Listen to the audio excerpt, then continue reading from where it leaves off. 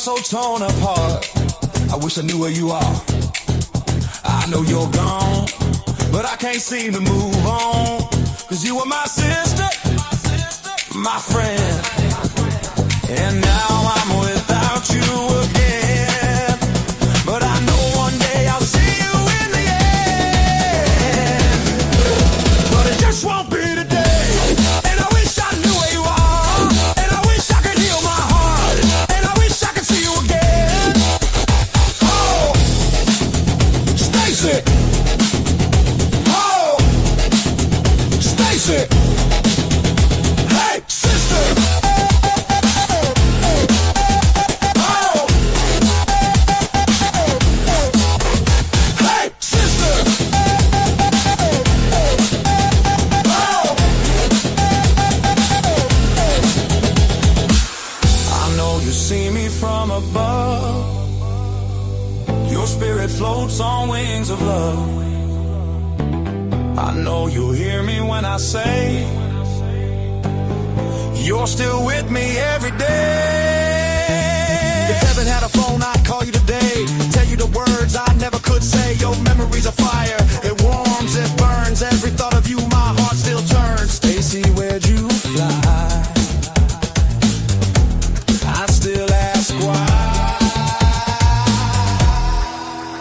Hey, Stacy, are you singing up high? Coming with the moon while the clouds roll by. Hey, Stacy, do you hear my song? I miss you where you belong. Did you find the peace you crave? Are the angels singing what we saved? I keep you here in my soul, a missing piece that makes me whole.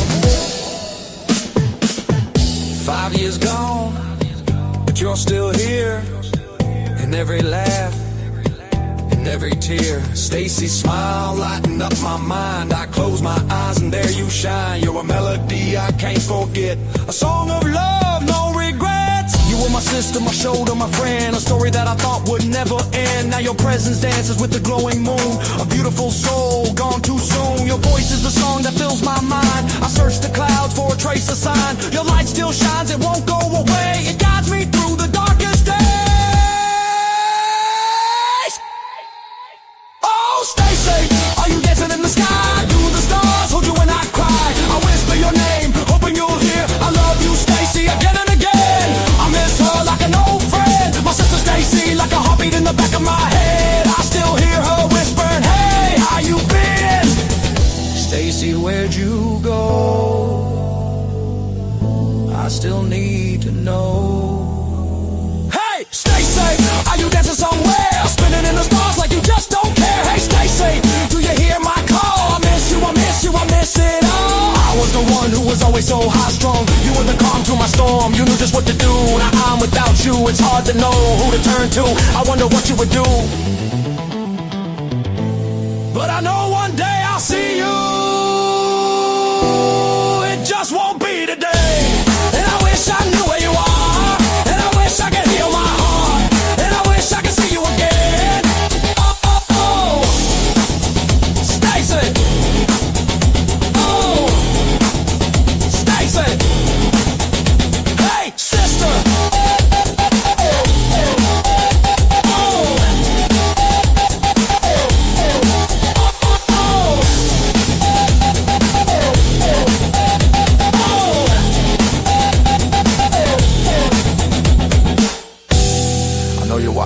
stars above, so high, keeping me safe, like an angel in the sky.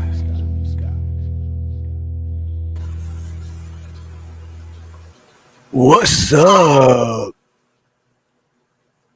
What up? Aloha, everyone, and I'm trying to figure out. I lost my place. What's up, everybody in chat? There we go. What's up? Can you hear me? You can. Yep, I can hear you. I can see clearly now. The poop is gone.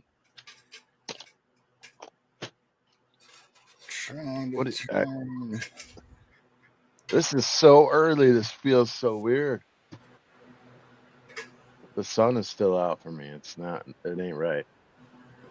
What's up, guys?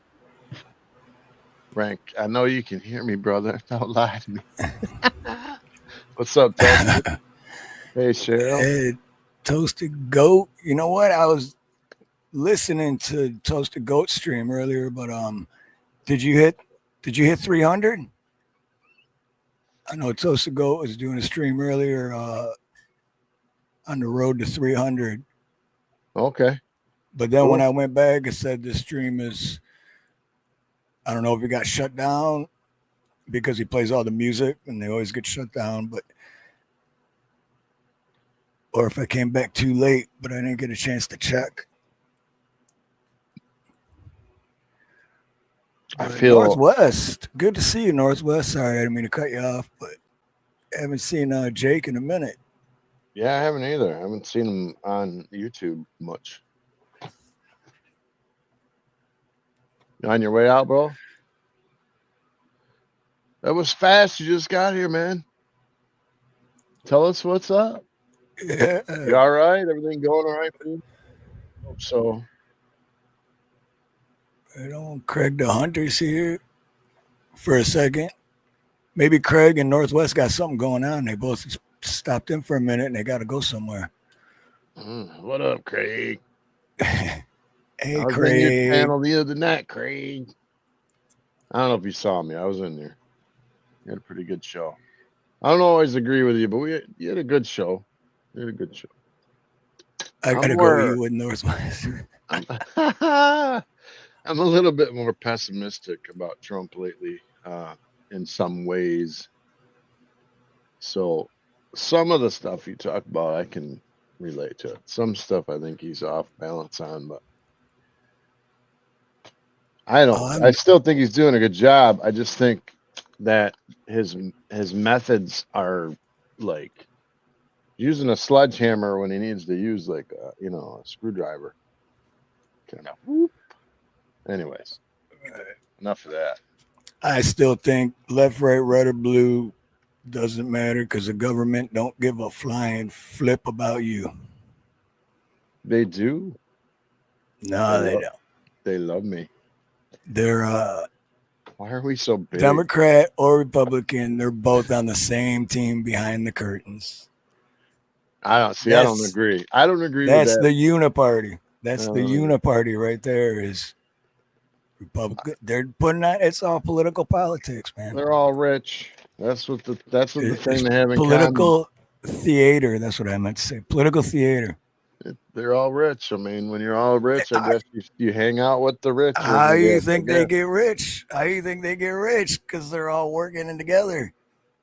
I don't know. You know how I always joke about we need to hit like one of those bank trucks, like a Brinks truck or whatever. I'm just joking, obviously, YouTube, but I'm like, yeah, man, one of these days we're going to hit one of those trucks. And anyway, I just read a story about two guys actually did hit a Brinks truck in the last week. They got $2 million. And of course, they only had it for like 2 or 3 days and they caught him. So I don't even know if they got to spend much of it, but they did get $2 million. And now they're going to probably spend the rest of their life in prison for the $2 million that they had. At least they got to play with it for a couple of days. Yeah. Roll around in it. But unless you hid something somewhere or something, you're spending a long time in prison. Yeah, that's weird, though, because I was thinking about that the other day because times have been tough lately, and Yeah.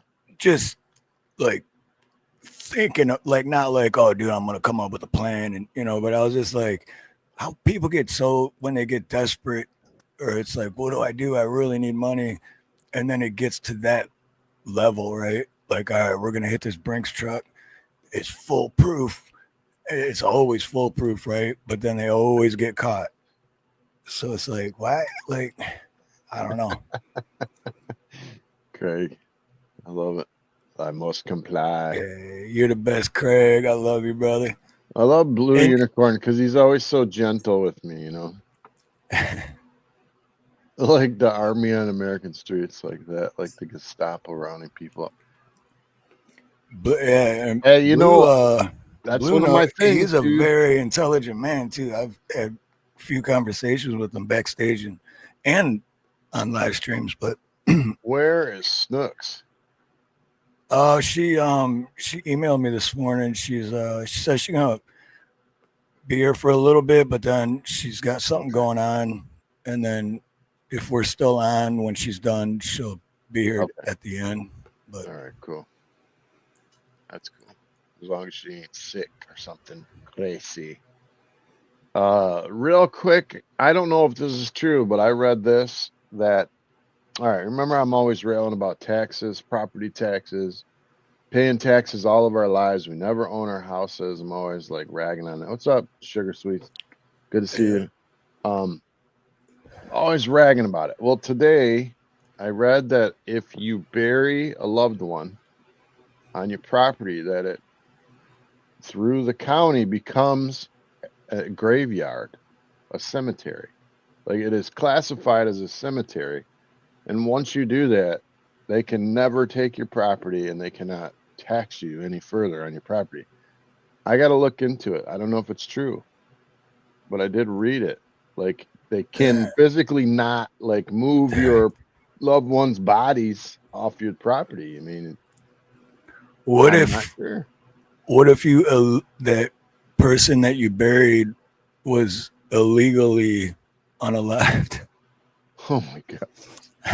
Well, you think about this too. Think about that. How over like thousands of years, there's probably people buried everywhere. Oh yeah, dude. Anytime they do anything here in Hawaii, anytime there's any kind of new construction stuff, like anywhere from like 2 weeks to 2 months into it, the whole project gets put on pause because they found a bone. See, and I then don't everything has to stop because if it's a bone from I forgot the word I'm looking for, but from like a Hawaiian from like 1700s, 1800s or whatever. Right, Cheryl, that's true. You can't build there anymore. That's true, Cheryl. Yeah, like if you move, that would be a problem, wouldn't it? And what else would be a problem is maybe if it was deemed a cemetery and you went to sell it, you couldn't sell it for real estate profit anymore because you deemed it a cemetery. I mean, you would not pay taxes forever, but would you be able to sell your land after that? That is a great thing to say. Yeah, go ahead. I do want to say what's up to Wolverines. Yeah, well, what's up, bro? Wolverine has good live streams. A few days ago, he was out camping, or he had a fire going and just kicking it. I think he had to start over like 3 times, but I just love that dude, man. Saucy SC Wolverine's great guy. Did the cameras change today? Because we look humongous on the screen. Oh, right. What's going on there? There we go. Yeah, I was like, what the hell did you? I'm sorry. What did you do? That's better. It's better, but we're still like, oh, that's because you have the border on. That's all good. Anyways, so what's going on in Hawaii this week? Shit, this week, the last week and a half has been crazy for me. Well, one, I do want to give a shout out to a plumbing supply company I go to called Pace, PACE, Pace Plumbing Supply, and Waipahu on Oahu, Hawaii, because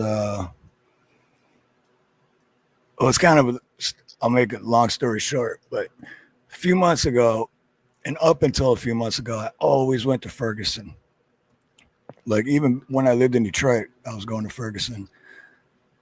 But then up till a few months ago, like Ferguson just, I don't know, people that I was used to working there were leaving or getting fired or quitting, or new people coming in, and it kind of changed and treatment was different. And then they're supposed to be open to 4 o'clock every day, 12:30 on Saturday. And then I'd start showing up at like 3 o'clock. They're closed already. It's like, what the hell, man? So 3 months ago, it was a Friday, and I get there and I needed materials because I was going to start a job the next day. I get there like 3:30. They're closed, gates shut, everything. And I was like, dude, what the hell? So then I went to Pace, and this was 3 months ago. I went to Pace. I get to Pace at like 10 to 4, 10 minutes before they close. Dude, open arms. They're like, oh, come in. Because I hate being that guy that shows up like, dude, we're just getting ready to close. Really? Now you're going to come in and order all this pipe? Big jerk. But dude, just super friendly. And I was like, man, screw Ferguson. I'm done with them. So 3 months goes by, and I hadn't gone back to Ferguson.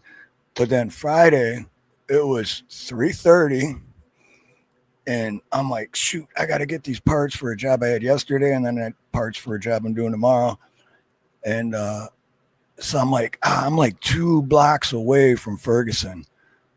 I'm like, they're still open to 4. I'm like, I'll just go there. Dude, I go there, the gate's open, I pull in, I see people like in the warehouse. It's like 2 buildings.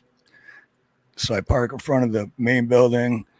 And then the warehouse part, there's people walking around. Nobody says anything. And, you know, I shut my truck off, I get all my stuff, I get my list, I get out, I walk up to the door, it's locked. I'm like, what the hell? And then someone goes, oh, shoots, we closed, bro. Like all rude and shit. And I don't even wear a watch, but I was like, what the hell, dude? I'm like, this happened 3 months ago. And like, you guys just decide when you close now? Like what? And I was like, fuck. So then I jump back and I think I can make it to Pace before they close. And it's a Friday too, right? I get to Pace like at 5 minutes to 4 o'clock. I walk in, dude, no problem at all. Open arms. They're just like, oh, hey, what's up, Steve? They remembered me from a couple months ago, or a month ago, last time I was there. They're like, hey, what's up, Steve?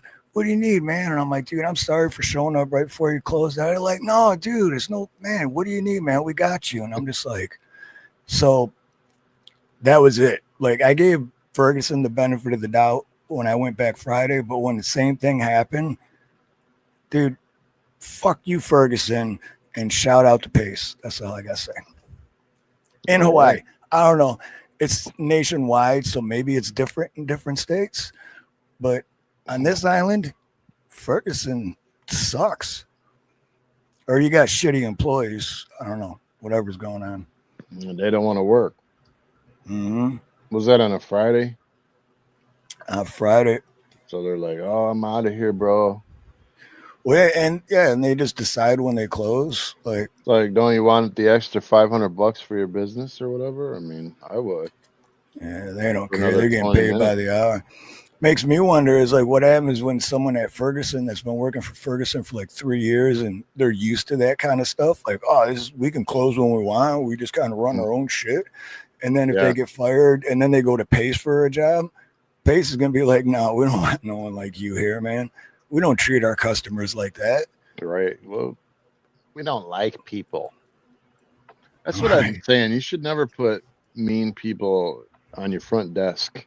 In any business, you got to put like a nice, polite young lady or something. Right. Like, how are you gonna, you know what I mean? How are you going to act like the customer is putting you, like, sorry to put you out, bro? Like, sorry to come here and give you business. Right. You know? You actually want my business? Right. Literally, that's what it seems like they're doing. Like, they don't want anyone to go there. I'm not surprised, man.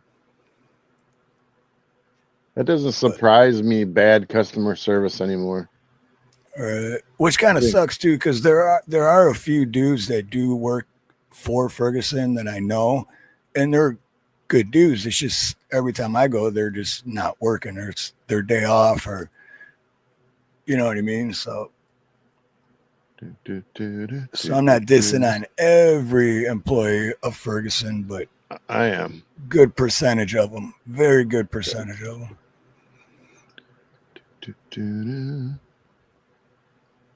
One of these Google days, I'm going to review figure now. out this StreamYard. I'm going to figure it out one of these days. Dude, they're kind of like doing what YouTube does now. It's like every week they change something and it's Right, like something new. Adjusting your appearance and whatever. The keys are all gone. Right. You know, like say you're an old person with wrinkles and you wanted to like lighten your face or darken your face, which you could do. You could change your appearance a little bit. I remember the button's that. gone. I didn't even notice that it was gone. I'm like, I have puffy bags today. I need to turn that on, and it's not here. Oh, wait. They changed. Oh, I just found it on accident. You did? They switched where it's at. You got to go to visual effects. I have a green. Mine says enhanced skin appearance. Yeah, that's the one. I think that's the one you're talking about. I thought when they're talking about a skin, I thought they were talking about a background skin. Are they talking about your personal skin? Because before it said adjust your appearance. Right. But yeah, they just moved it and then they changed the wording for it. What I really want the one below it is the green screen one, but I want us to be able to have any face we want while we do this. Like we should be able to be two kittens if we want, like a kitten face over our head, whatever we want to do. You know what I mean? I think they should. Whoever makes that application for YouTube or StreamYard is going to be rich. Like you could just turn it on, anything you want to be. Like if I wanted to be Trump, I got to be Trump, and then you could do Trump and you could do the impressions. Or a Christopher Walken face and then do the walking, you know? Right. Like the What's up, or I could do this. I could do this. I could be like, I am Trump. You already have it made. You suck. I'm so far in the swamp. That's so funny though, right? Because that's really me. And they just gave me Trump hair.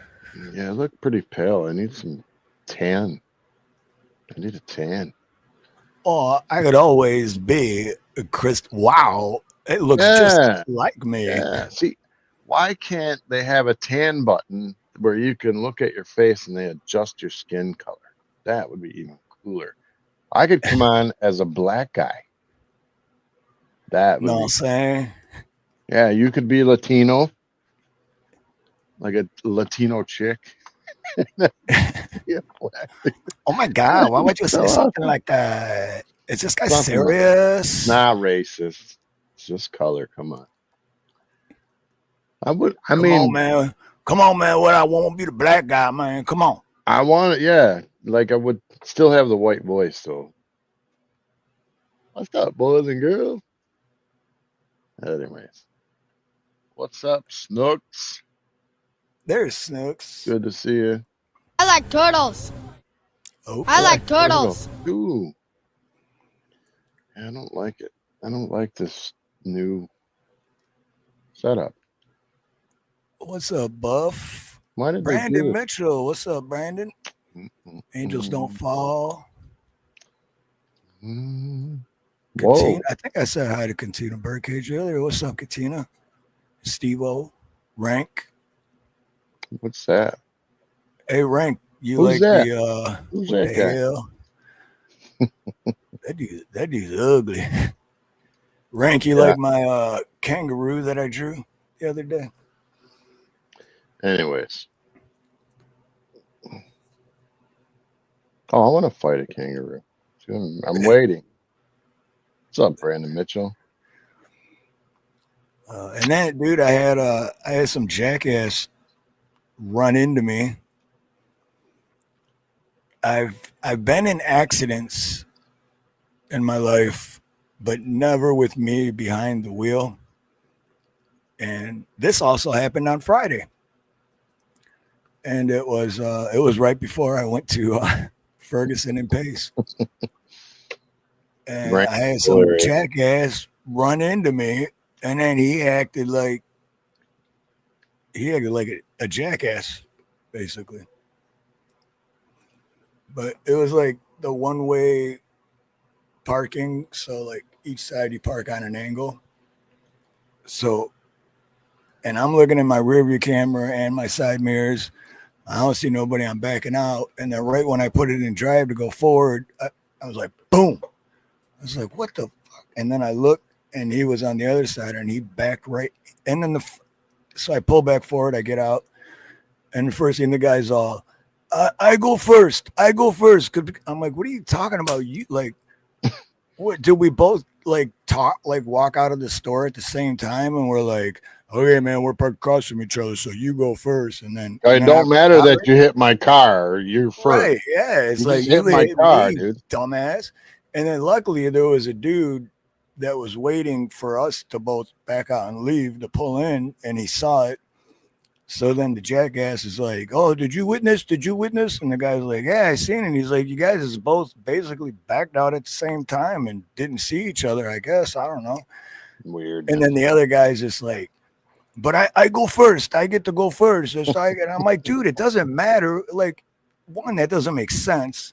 But Right. two, it doesn't matter who gets to go first. It's like I already went first because I already had it in drive before I felt boom.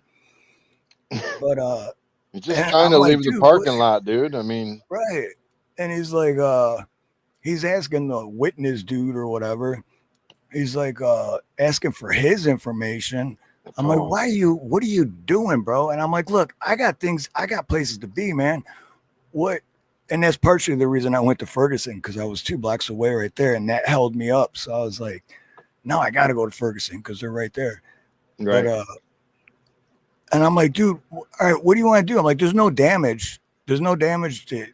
I didn't even look at mine. I don't think there's any damage, but it's a work truck, so I don't give a shit. I'm like, but there's no damage on your truck. Nobody got hurt. I think we were moving like 2 miles an hour, or he was moving 2 miles. Hey, Daniel, aloha. So, and he's all, well, I don't know. He's all, but why? He kept asking the witness, but I want your number just in case. And the guy's like, just in case what? He goes, just in case he tries to make claim. I'm like, Why are they? I'm like, Wait, I just 1 got second. telling Why are they talking like cavemen? who? They were talking like just in case he make claim. Well, yeah, though it is kind of local talk, kind of like. Okay, all right. But I just. And then I looked at the witness dude, and he looked at me and looked at that guy, and then looked at me and like rolled his eyes like, what's up with this dude? And I'm like, I don't know, man. I'm just trying to get the fuck out of here. I'd be like, I got go right now. Hey, go try see you fucking go make one claim, fucker. I go now. But I told, because I have and another shout out to Attorney Shield, because I have Attorney Shield, which I just hit a button and I have an attorney on the phone in 30 seconds, like FaceTime attorney, real attorney. So I was like, dude, I got things to do. What do you want to do, man? I'm like, if you want to make a report and go through all this bullshit, I'm like, I can have my attorney on the phone in 30 seconds. You can call the cops, do whatever you want, do it. But I got to go. So what do you want to do? And then when I said that, he was kind of like, oh, no. If you don't make claim, I'm like, no, I'm not going to make a claim, dude. So are we good? And then the other thing is, right when he hit me, I pulled back forward into the parking spot. He left it right where it was. So like all these cars are backed up because he wouldn't move. I'm first. Like, oh, this jackass. I go first. I get to go first. What are you talking about? I need Craig back. Like I want to put Craig up. I ran a red light. Who, Craig? Yeah, I want to put Craig up here so I could argue with him. I miss their streams. So I'm not. I saw it a little bit the other day. I don't know what they were talking about. I mean, I thought like the end of the world was here because I agreed with Craig on it. On like 2 things during his whole show. It was like 2 things that I never agree with him, but I did. A couple things. I was like, oh boy, am I changing? into Change? Is it changing or coming to your senses? the weirdos. No. It can't be like you say, dude. It can't be 100%. It could be 50%, but I'm not saying 100%. No way. Everyone's on the same team. Dude, I mean, once you see it, you can't unsee it. Literally, once you see it, you cannot unsee it, man. And there's so much proof out there, but I mean, I do agree that the rich hang with the rich. well, yeah, but I also see them eat each other when things go sideways. They eat each other for breakfast, or at least that's what they're theater, telling you. right? Rank is right too because it's like Second Amendment. Rank's never said anything right. It's like I'm glad. Hopefully, I never need it, but it's better to have it and not need it than to need it and not have it. But okay, well, then explain this. What happened to because you'd be in jail? I'll lock her up. And then right after Yeah, he got elected, he had his inauguration dinner, and then he says, "Oh, and Hillary and Bill Clinton are here. Stand up, please. They're very good friends of mine." What happened to locking that bitch up? I'm telling you, Now they're good friends of yours, and you have a lot of respect for them, but they're they not on were the same friends team. before. They're not on. It's like That's a what I'm baseball game. saying. We're friends until the game is on. That's what I'm saying. So they're all on the same side behind the I curtains. don't know. It's just like wrestling, right? WWE. Just like wrestling, they're enemies in the ring, right? But then when the fight's over, they go backstage and drink beers together and cheers each other. And they're like, yeah, man, everyone bought it. Look how worked up everyone was. They all Yeah. fell for it. I love that comment. Love that. Me too, brother. It's all a lie. He never did none of that stuff. My stepdad was a Republican his whole life, man. Oh, I know. Trust me. I was mean, there. hardcore. Obama, for some reason, and my dad a lot of times was racist, dude. I I mean, remember that too. not like he had friends at work that were, Indian and black, but overall, he looked down on people of other color, by proxy. Like he just put them all in a big basket and said they're all bad. But my dad voted for Obama. I mean, it blew me out. I'm like, Wow, I never knew that. voted for. I'm just looking at him like, you voted for Obama. I never knew that. I never knew Ron did that. That's crazy. I was mad. I was That's like, not his character for sure. what are you doing, dude? You voted for the enemy. Anyways, he's like, oh, Voting. he goes, Voting period is voting for the enemy because wow. I voted for the lesser of two evil. You're still voting for evil. Well, no matter what, you're going to get evil. Absolute power corrupts absolutely. What would happen? Yeah, exactly. Well, so what would happen if nobody voted? Then they would deem a leader that was even worse. No, then it would be a hell of a reminder to them that we, the people, are in charge, not them. See, when you say we, the people, are in charge, I say that's a facade. That's theater because we aren't in charge of crap, dude. If we rose up, they would use the military against us. I'm telling you, dude. They would have, look what Trump's doing in D.C. right now. You don't think that would be every city? I haven't been paying attention. I don't know what Trump's doing in D.C. Oh, he federalized the police force. He wants to clean up D.C. They're putting all kind of money into it. They bulldozed 70 homeless camps. Gave them all opportunity to go to like shelters or whatever. You get 30 days in the shelter or whatever. But they said, you got to get out. All of you got to get out because our families got to go play in the parks again. You guys can't just take over the parks. And this isn't like a third world country. So he's like, and I realized something, I realized that you can't just go bulldoze 70 camps and not hurt good people, right? You're going to hurt people that are pretty good people, I'm sure, that are just down on their luck. But there are a lot of weirdos too out there. There's a lot of people that are, drug abusers and stuff. You don't want your kid going to play at the park with, pedos and drug users, right? So, I mean, I understand what he did, but he's using like a sledgehammer to get it done. I really don't think there's enough government people to even do it right. You know what I mean? Like, you either got to pull everybody out or you don't do it at all, because you can't go, okay, these people are good, these people are bad. How do you do that? We don't have enough people. You'd have to have 1 million police. You know what I mean? Working the computers and vetting people. It's just, I don't see how it's possible anyways. That's my view. But I think he's made a mistake in some of that stuff. Because I think he's going to hurt some people that just are down on their luck, Maybe they lost stuff. Maybe their husband died and they lost their house. I don't know. Same thing he's doing with ICE. Zio, Fender, and Soundtrack. Aloha, welcome. Well, let's see what Brian has to say about it. I haven't seen this video yet because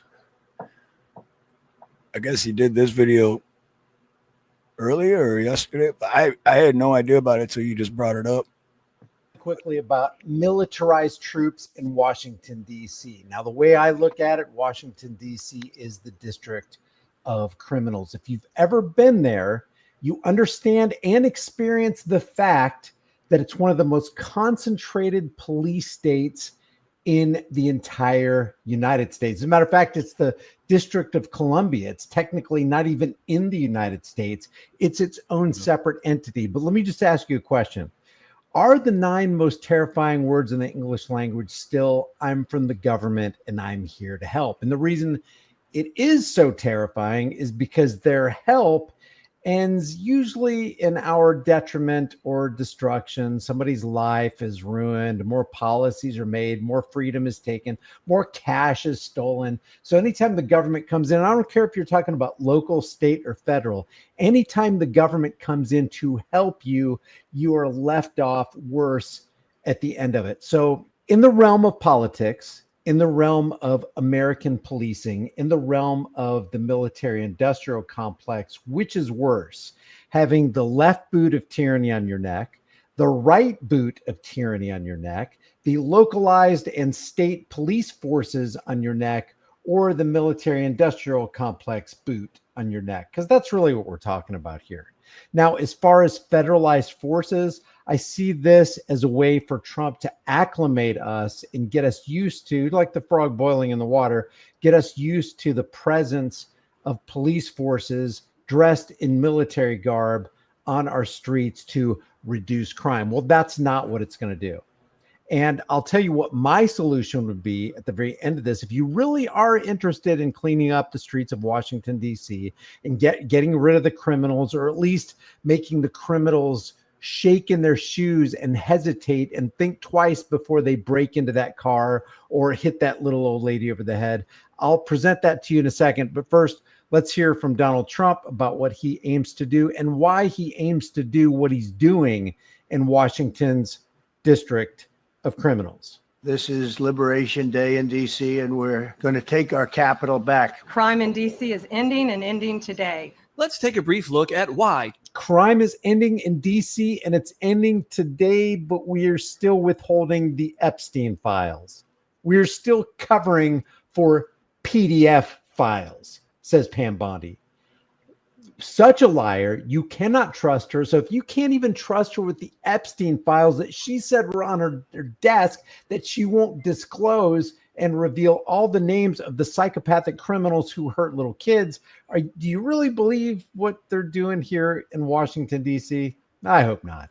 Trump is intervening in Washington, D.C., shall we? New video release shows the suspects in a vehicle in an armed robbery in Northwest D.C. A group of suspects targeting the hot. A what robbery? An armed robbery. Okay. Because this is the most highly restrictive area as far as gun rights in the entire contiguous United States. High-end athletics. Yeah, keep making those gun laws, you jackasses.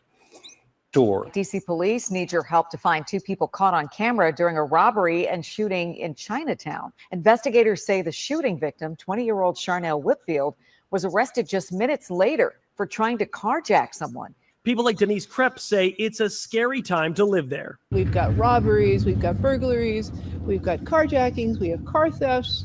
But wait, it's no gun zone. So those are supposed to keep for your safety, right? That's why they make all these laws for your safety. So no guns. Oh, wait, that's right. It just makes it easier for the criminal. Never mind. I don't know what I was thinking. 2 young boys arrested in D.C. accused of robbing a business on Benning Road in Northeast. Police arrested an 11-year-old as well as a 14-year-old. Investigators say they pulled out a handgun, demanded cash, then ran off. 14-year-old and an 11-year-old. And one of them pulled out a handgun in one of the most gun restrictive areas in the United States. Let's see, who is disarmed? The law abiders. Who does that empower? The people who don't obey or pay attention to laws.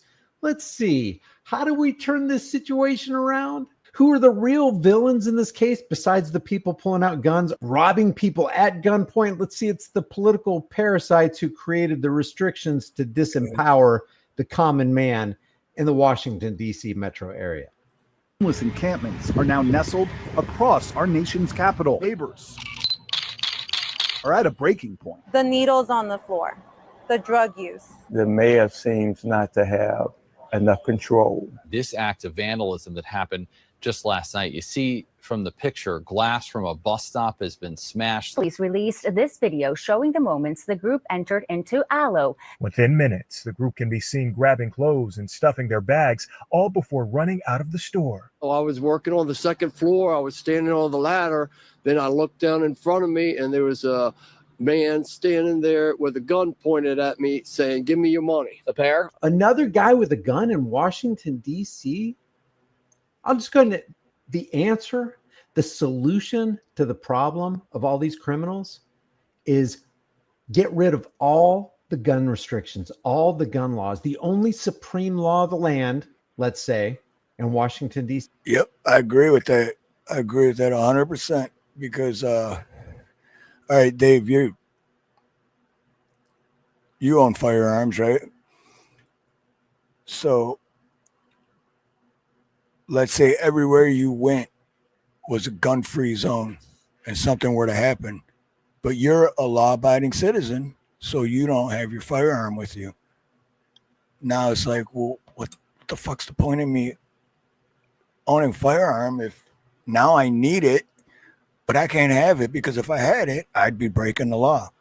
The part that aggravates me the most is everywhere that you would need it, they don't allow it.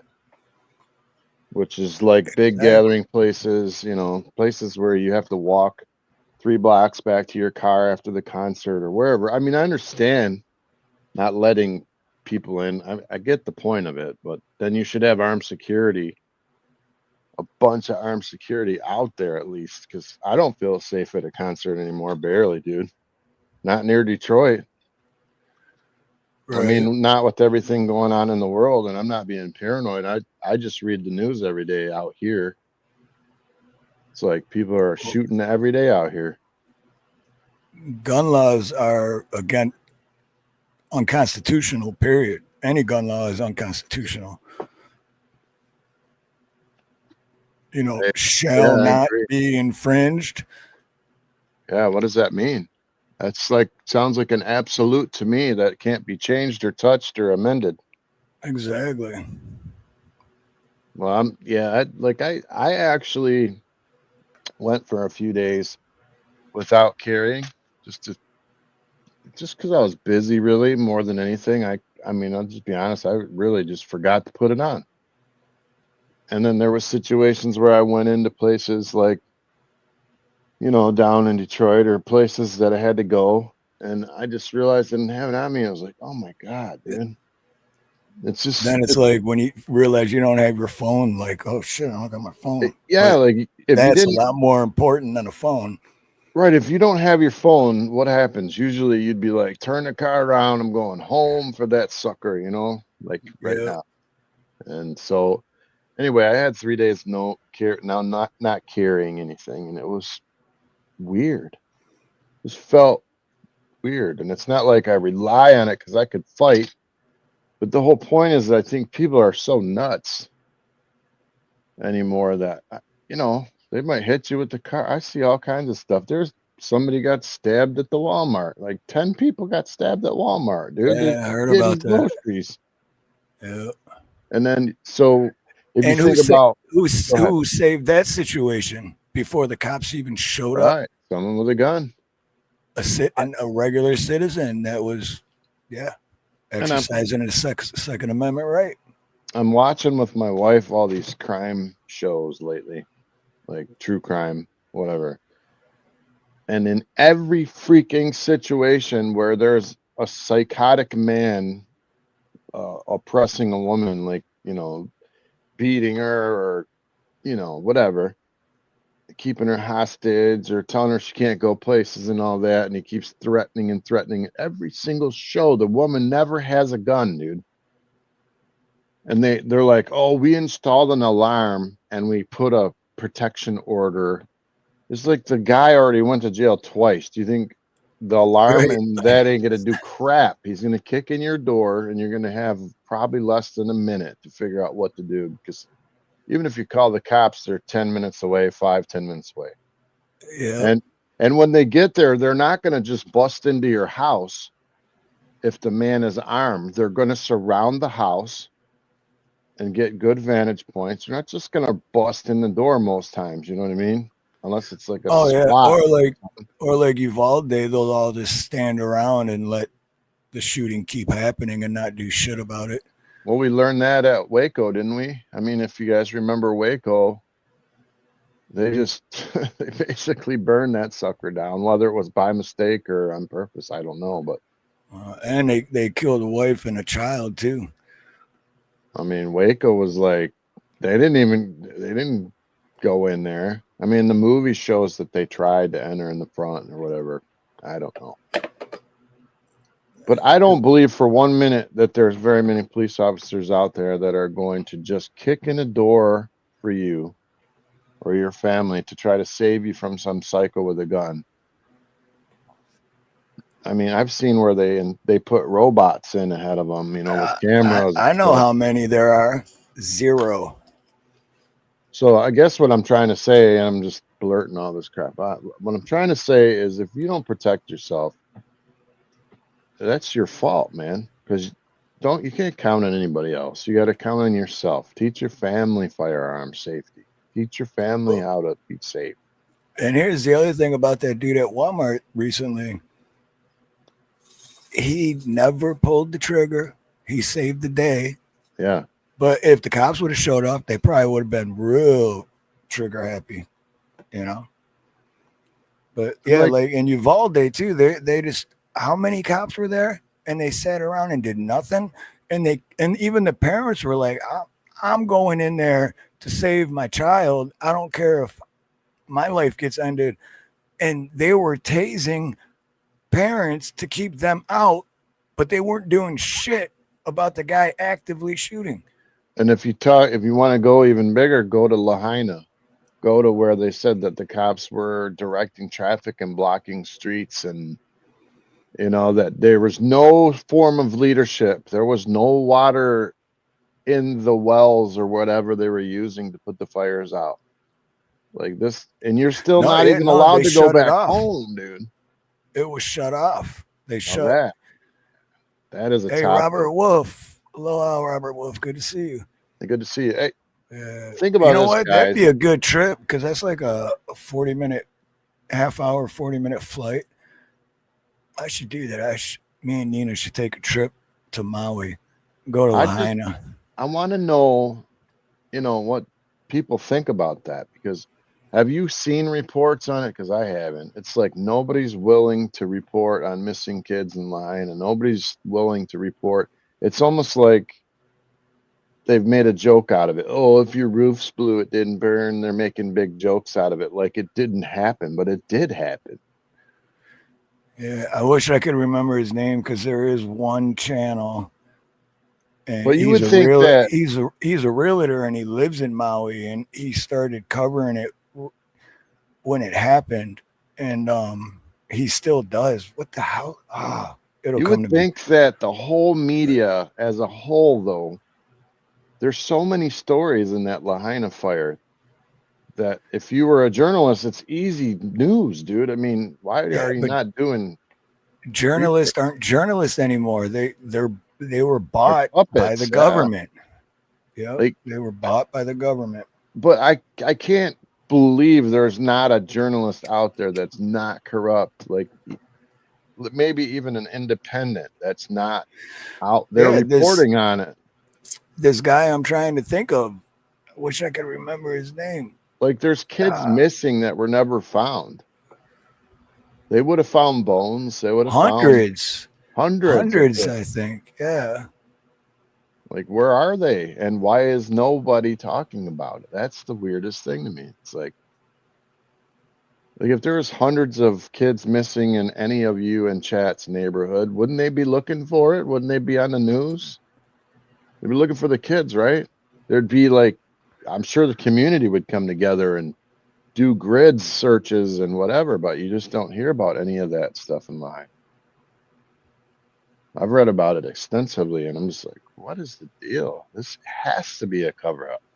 His channel name is Hawaii Real Estate. Okay. Hawaii Real Estate. He yeah, this is him for sure. Let me see. Eric West. Yeah, that's his name. Yeah, because I remember when that first happened, he only had like a few thousand subscribers, and holy shit, he's at 228,000. Holy crap, dude. Because he was the only one covering it. See there, that's the public going, why isn't there anybody looking into Lahaina, dude? There's kids missing. Yeah. Why can't we go back home? Like, can we go back home ever? Are you gonna, is this a new military zone?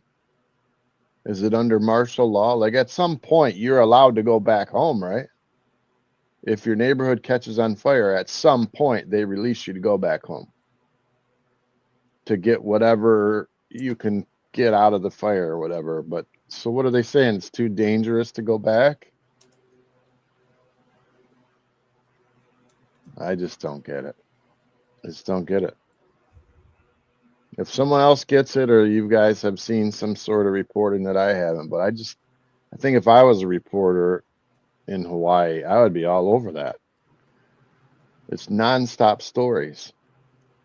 And it's and the other thing is too, this Hawaii Real Estate Eric, he when he first started covering it, he kind of became a First Amendment auditor too on accident. Because he was just trying to cover it, and then he got pulled over by the sheriffs, and he's like, what the hell's going on? And he was live streaming. I remember that's how I found him, just because it was live. And at the moment it was live, so I was like, what's this, you know? And it was an interaction with police, and they're saying, you can't record anything beyond this fence, da-da-da, you shouldn't even be driving. And he's like, dude, it's a public road. Like, I'm not breaking any law. And they gave him such a hard time, and boom, he blew up after that. Hey, Jeremy. And he's still a realtor, but yeah, Jeremy the Jester. Aloha. Pat Evans. Yeah. Good to see you guys. Yeah. Oh, yeah. Snooks, exactly. Okay. So imagine where I live, guys. Okay. And as you hear me talk, and you may think that I have racial whatever, think about this. One city over from me, there was 40,000 Muslims. Not even kidding you. 40,000 in the streets. A lot of flags have like that jihadi crap on them, man. Like red swords and all this stuff. And guess what? Most Americans don't even know what that stuff means. We can't read the writing. We can't hear what they're saying. And they're like, I go through Dearborn and I don't see any American flags anymore at all. No, dude, yeah, especially East Dearborn. And It's the largest Arabic populated community in all of America. So when you hear me talking about, like, I'm not downing Muslims or Arabs, because I go out there all the time. I talk. The kids are cool. They're actually, it's kind of cool because Arabs, they all get together at night in the cool of the night. They sit on each other's porches in the garage and talk. There's no phones. They don't have the TV on. The kids are riding their bikes. It looks like my childhood. It's so bizarre. Like, our kids are all on phones and tablets and they're all inside. But if you go to Dearborn, it's like all the kids are outside together at the park. Just like when you and me were growing up, riding, yes. You know, me riding on the pegs on the back, holding the boom box, and yeah. It feels like they are experiencing now what our generation did when we were young. But they don't, the majority does not want to integrate. So that's my problem. Okay. If you don't want to integrate with us, you just want to take up a whole city and fill it with people just like you. That's racist, in my view. And you don't want me there.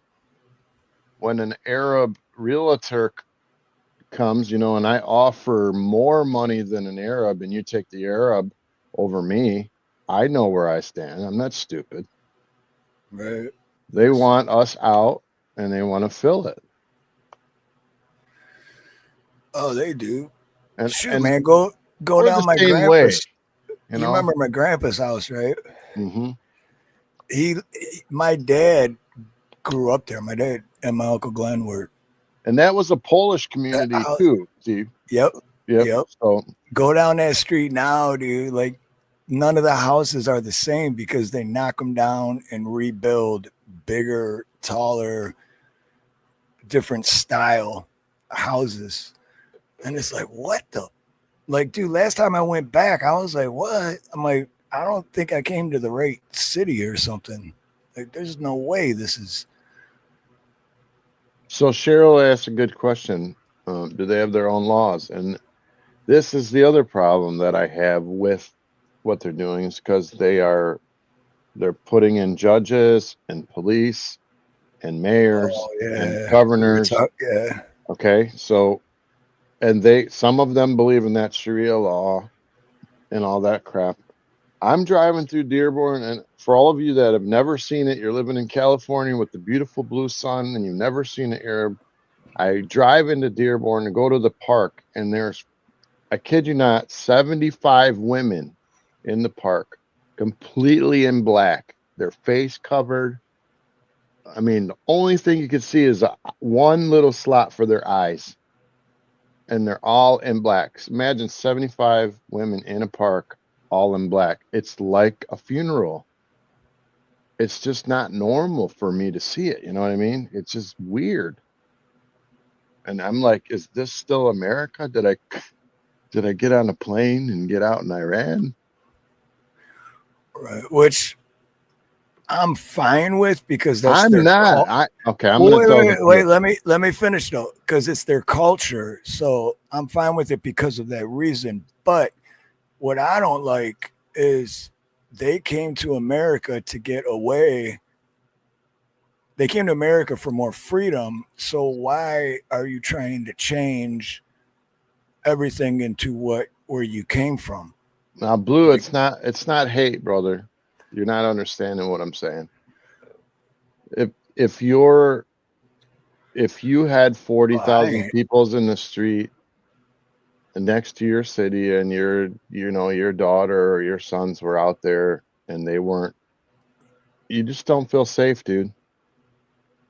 Because of the flags and stuff they have, they're promoting, not all of them, of course, but there's a small majority that is promoting hate. I'm not hating anybody. I talk to everyone there. The kids are going by. I'm like, hey, slow down. You're gonna get hurt on your bike. Whatever. I talk to them. But when I'm there, it makes me nervous. I'm not gonna lie. Like, I feel like if I got in an argument with somebody there, that I would be rushed by the whole neighborhood. That's how it feels. It's just kind of like in Iran. Well, it has been a minute since I've been there, but when I did live in East Dearborn a while ago, I definitely 20 don't years hate ago, them. I don't hate them. dude, me and Nate were roommates, and we were the only white dudes on the street in like a whole few block area. But all the neighbors' kids, dude, used to love coming over and hanging out. We let them because they're freaking cool as hell, man. And dude, we got so much food because the parents, like, all of a sudden, like every time they showed up, they'd be carrying plates of food, and we're like, "What's that?" Like, "Oh shoot, man, my mom made this for you. She says, you guys are really nice, and you let us hang out, and you guys aren't mean to us." And then I'm like, "Why would I be mean to you?" Like, that's what I'm saying. What I mean? Like, I think they must be being taught that we're mean. Because I'm not. Well, dude, mean. go Like, I'll overseas. I mean, if you live in a different, I mean, I don't know this for a fact because I haven't been, but right, I've heard stuff like, death to America, right?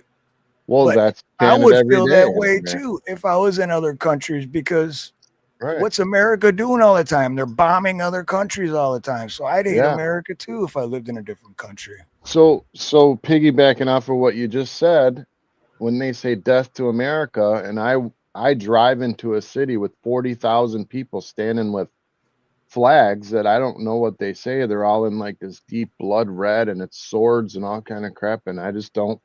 I feel like if I said one wrong word, that I could be in some serious trouble. That's all I'm saying. It's not hate. It's just like when I grew up, it wasn't like that.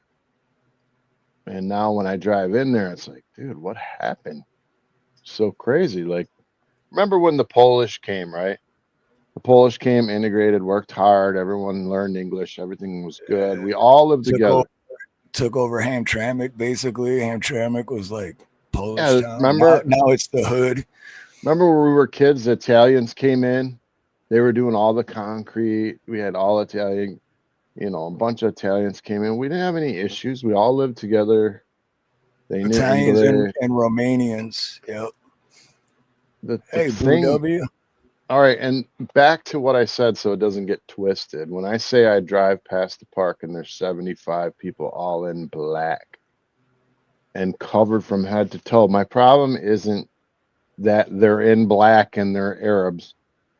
I feel that they're oppressed, in my own opinion. It's 95 degrees out, and these women are covered head to toe in black clothing. And it's like they're all sitting together in the park. And then I'll drive down the street and I'll see a bunch of Arabic men in shorts, tank tops, going to the, they're doing whatever they want, but the women have to stay home. They have to be covered. And I just think it's. Oh, yeah. Now, if they choose to be covered, that's fine. I don't have a problem with that.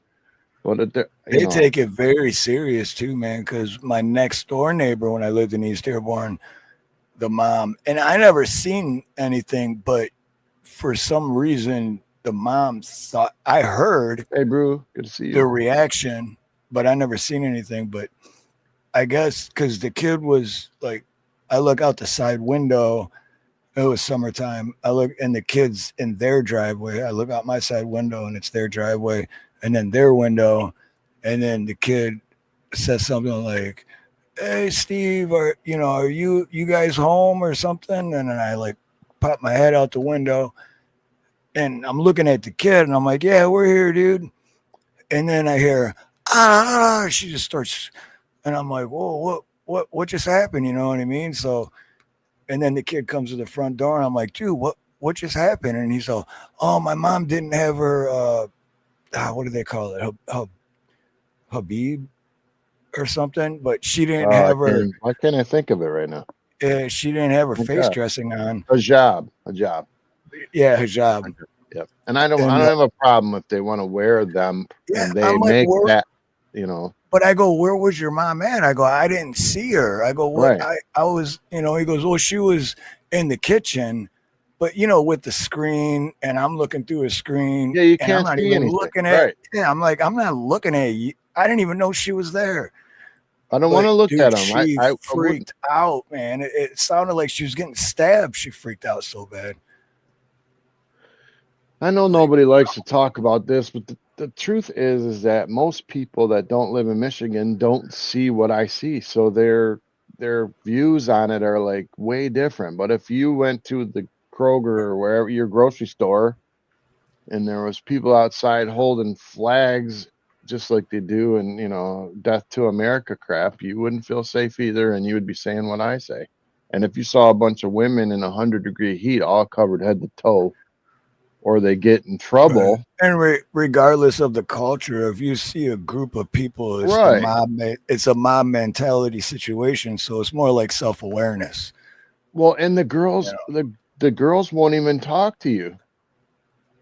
They teach Arabic girls, no matter how old they are, not to look at you or say hi. You can't even say hi to, like, the boys all day. Any girl, I don't care if they're 17, 20, you'll say hi, they won't even look at your direction.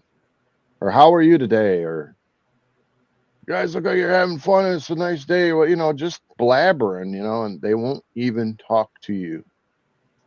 They are so fearful to talk to you. And I'm like, who taught, what am I, the boogeyman? I mean, who taught you? Somebody taught them that they can't talk to us. And that makes me nervous, because that means there's a group of people out there that, for whatever reason, doesn't like us or doesn't trust us or whatever. I don't know. Like, I'm trimming a tomato plant on a porch for my brother because he was away, you know. And it's like, they all got ice cream. I'm like, oh, it looks good. Where's mine? And then I went back to doing what I was doing. They didn't even talk to me. And I'm like, wow, man.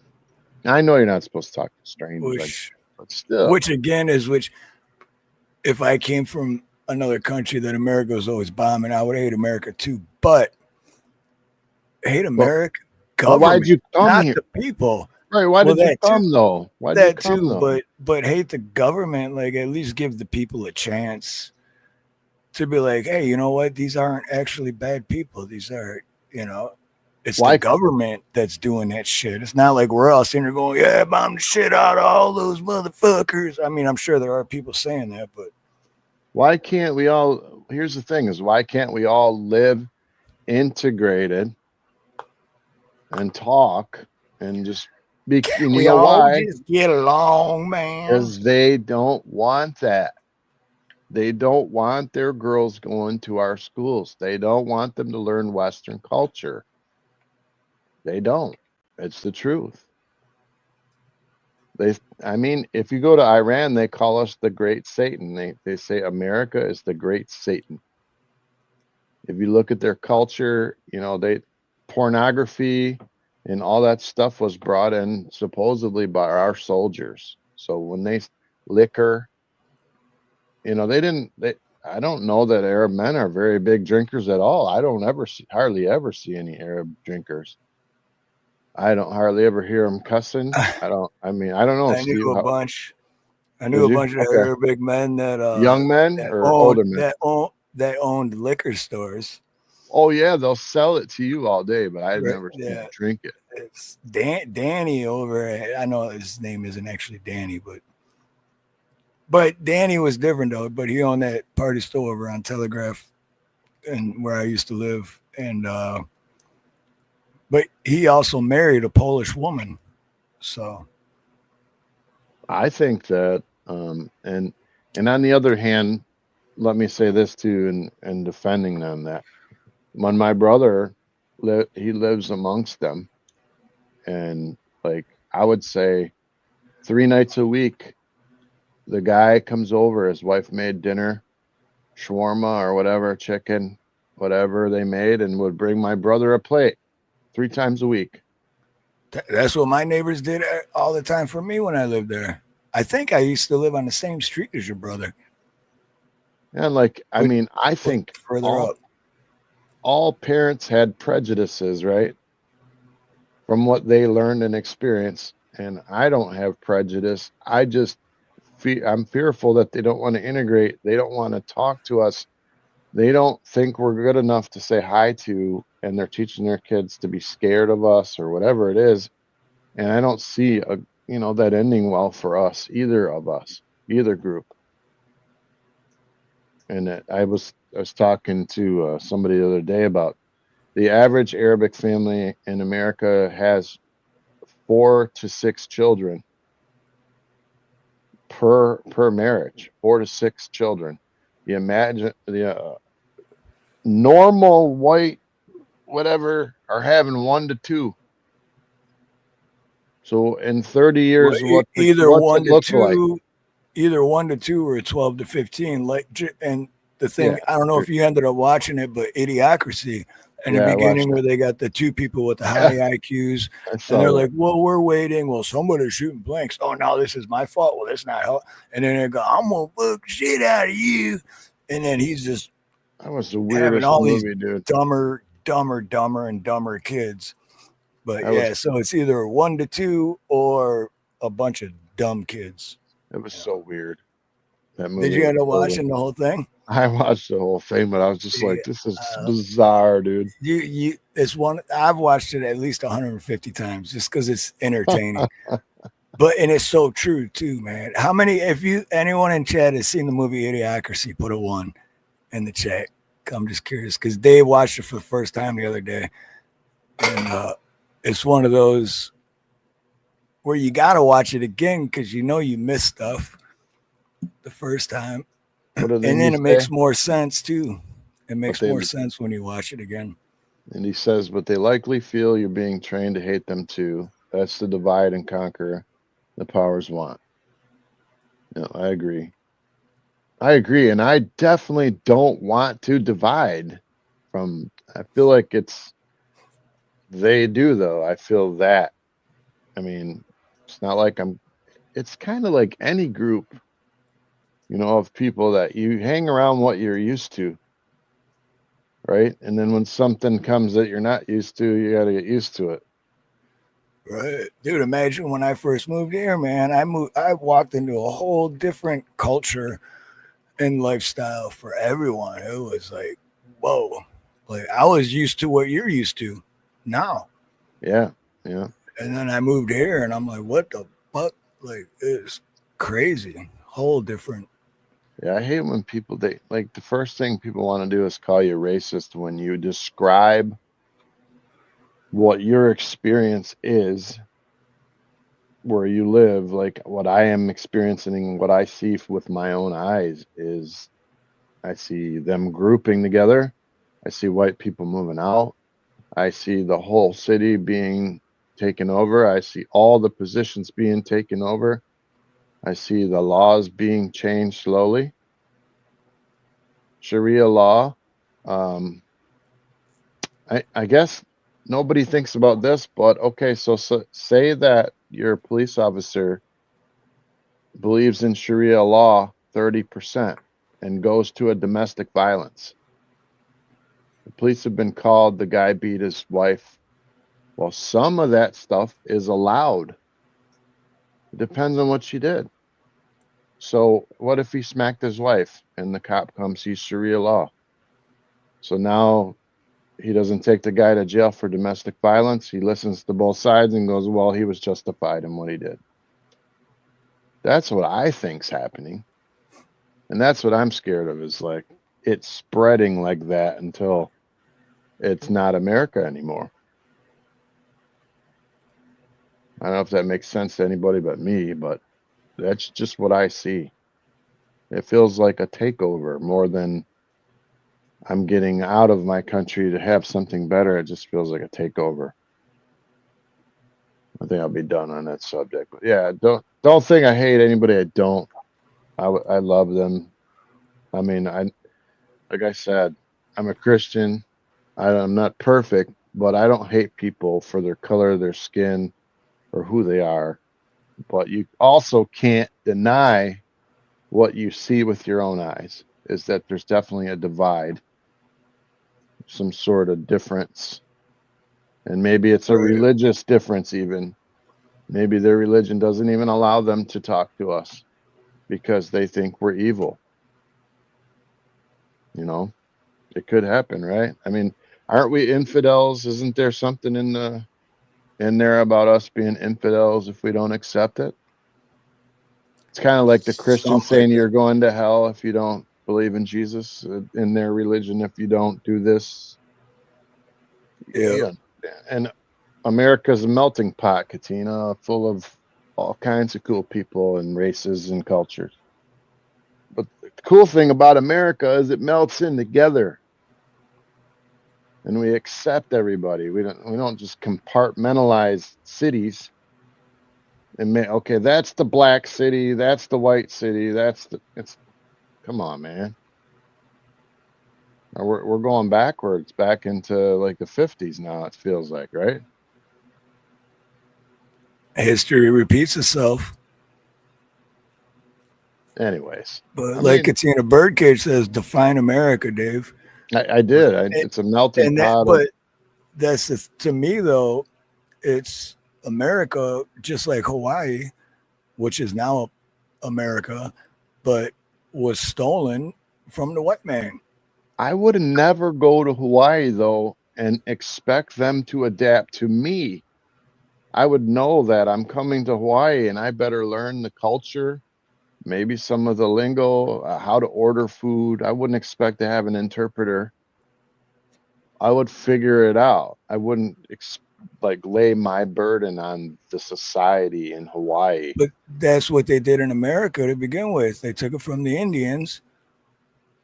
Well, that's what we're told. That's what we're told. That's what we're told. And then immigrants moved in. So nobody really came from America.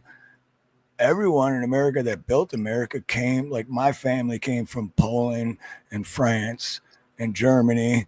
And you know what I mean? I mean, do you really know what to believe anymore? Was there really Indians here? I mean, did they really? Is all that stuff true? Did Christopher Columbus founded America? Or did he just show up and he slaughtered everyone and they took it over?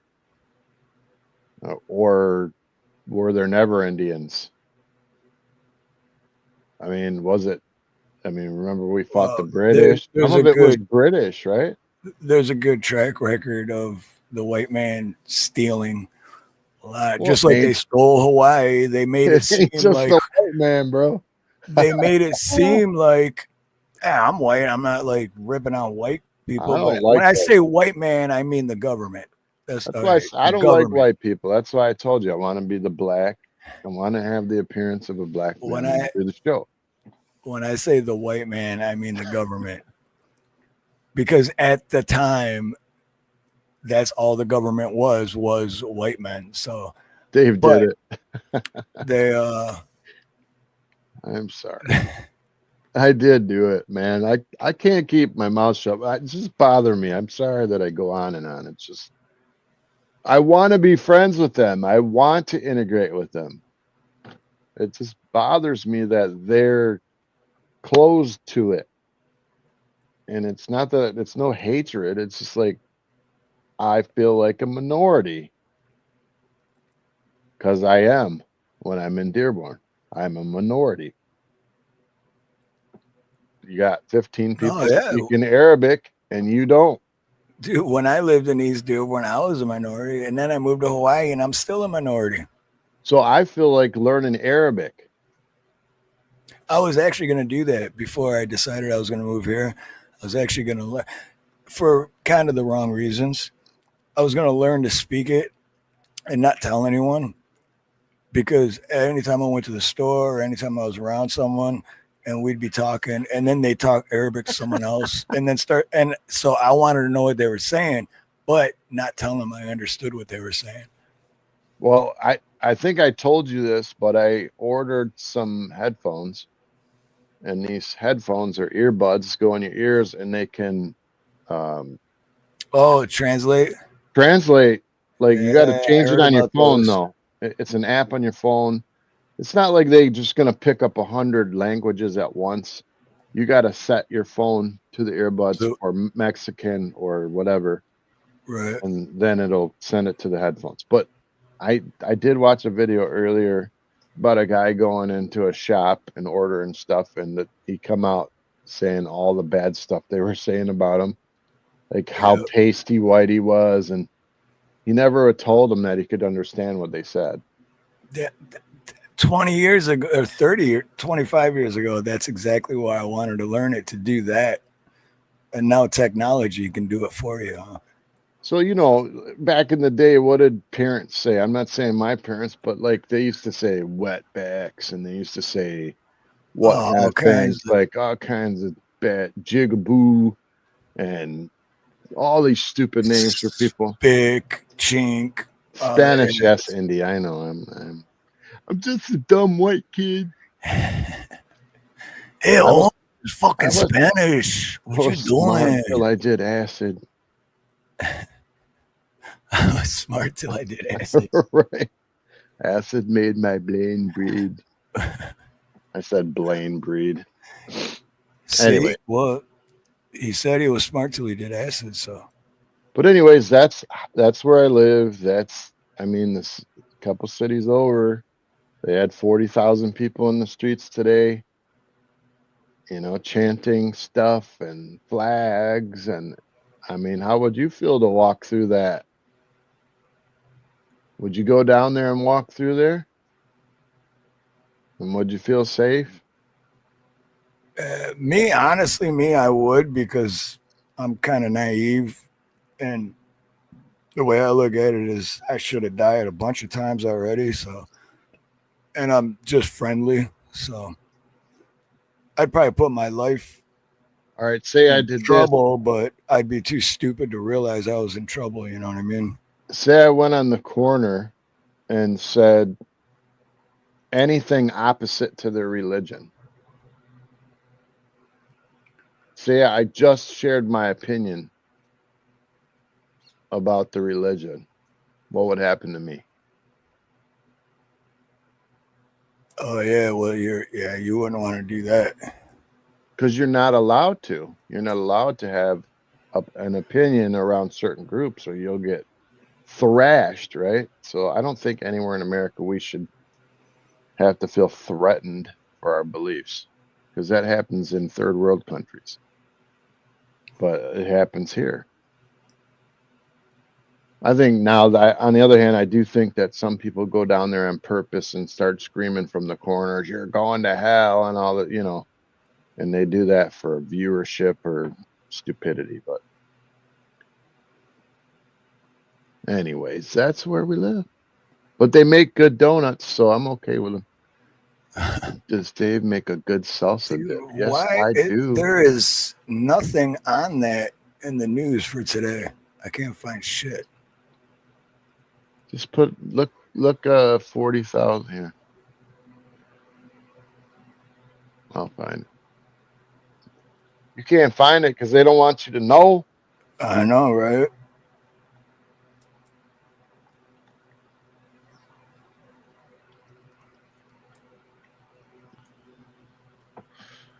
Do. Oh, here we go. This is 3 hours ago. What the? Oh, my computer just froze up. You're not allowed to look at that. I know. I literally just froze up. I couldn't even. All right, here we go. Born Michigan for a religious Aberdeen march, raising red flags on the increasing Islamic influence in America. Many are now pointing to calls that have been made by Muslims to take down America, saying their people are willing to fight and give their lives to bring America down. The event is being described as the largest Aberdeen procession in the United States. It's a Shia religious event observed primarily by Shia Muslims and celebrates the martyrdom of Imam Hussein, the grandson of their prophet Muhammad.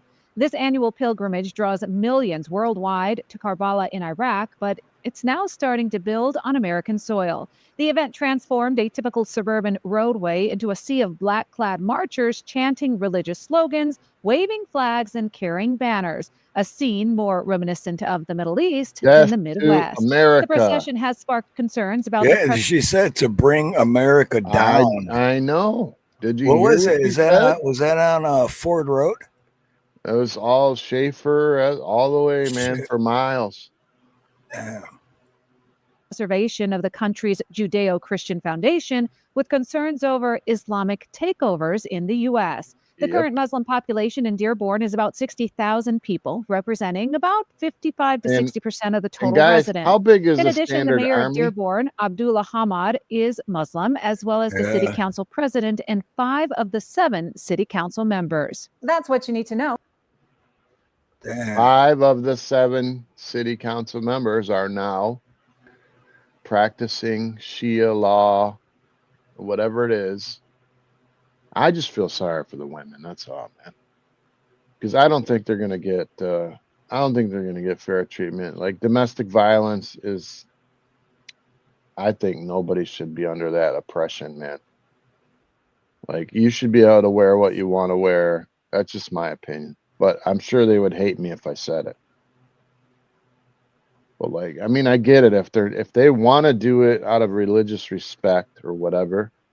But if it's under duress or threatening, you know, don't you dare say hi to the white man or whatever. And you just saw what I saw. And you tell me you would go down there in the middle of all that and feel safe? Well, no, now that I seen, like, wow, yeah. Even if it wasn't just all Arabics, if it was just If it was people, any group, period, like right. any group, yeah, I'd be like, nah, I don't know, I'm good. I'm good, man. Oh, Steve-O knows about Little Saigon. Oh, no, we have a Little Saigon here too, Steve-O. Yeah, over in Inkster. Yeah. And the police would not even roll in there unless they had 10 cars. Because they would fire on the police. Cheryl, not in his city, I guess, but yeah, in his county, the same county he lives in. Well, my brother lives there. And I used to live there. That's literally where I I used to lived there live. too. I lived on, Bingham. So back in the day. I worked at, like I told you, Steve, I worked at Paisano's Cafe, Joey's Comedy Club, man. That was so cool. But all that stuff, all the comedy clubs, all the food, the Murray's, like where you got auto parts, everything is gone. And it's all Lebanon at night, Iraqi treats, and it's almost none of it's in American or English. You don't like you drive by stores, you don't even know what they are. You can't even understand. I noticed in 2020 when I went back for my sister's funeral, and I drove down, I think it was Warren Avenue. I was like, "What the fuck just happened, dude?" Because it went from, KFC, Dunkin' Donuts, gas station, McDonald's, and then all of a sudden it's just Arabic writing every single sign, every single store. And I was like, what the fuck is going on right now, dude? This is crazy. And that was 5.5 years ago. And the thing is like you see the brotherhood in that movement. And if you messed with one or you offended one, you would offend all of them. Because that's a brotherhood, man. Whatever they believe in, that's a solid brotherhood. It's like going to a 1%er biker club and then wearing the wrong patch from a different club or something. That's what it's like. Right. And expecting not to get mobbed, but you would. So I remember that one guy went down there and he was preaching about Jesus to the Muslims down there, and he wasn't being offensive. But they told him he couldn't stand on the corner of Ford Road and Schaefer. And he's like, well, what do you mean I can't stand here? This is public property. And the police were Arabic. They told him he couldn't stand there. He couldn't talk about it. They totally took every constitutional right he has was gone. Told him he had to move 300 feet away from there, like down into the neighborhood, 300 feet away from any other person. And he's like, well, I have a constitutional right. And they were getting ready to put him in prison. They were going to take him right to jail. So how would you feel if you just saw what we saw there with all those people? How would you like to go to the jail there? And those people putting you in handcuffs and deciding your fate. And that's not hate, but look at what we just saw. And you're in their jail. You're in their custody.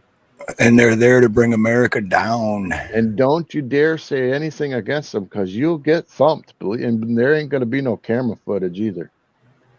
They'll get wiped. Anyway, I'm going to stop Like asking it, Epstein. but Like it's a Epstein. huge thing, guys. 40,000 people. It's huge. Right. I get it.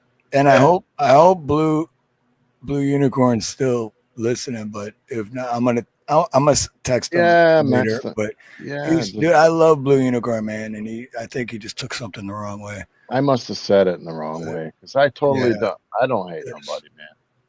Right. I mean, how stupid would I be as a Christian to hate people of another race when Jesus himself came from the Middle East? He's not a white guy. Right. Good point. Yep. But you ever see all the pictures of Jesus? He's like white with long brown hair and stuff. That ain't how Jesus looked. Came from the Middle East. He probably had olive skin, maybe dark brown eyes. It's like, it's so funny. When I worked in Detroit doing painting and stuff for years and years, I'd go into their houses and they'd have Santa Claus on the wall, and Santa Claus was black. Or if they had a Jesus on the wall, dude, it was black. But if you went to the white, I've seen that so many times. It's so funny, dude. People only believe what they want to believe, man. There it is. Exactly. That's what my dad always told me. My dad always said, people are gonna believe what they want to believe. And how do we know Jesus wasn't black, bro? Because how do we know? Exactly. Or a version of it. Number 5 rank. Yeah.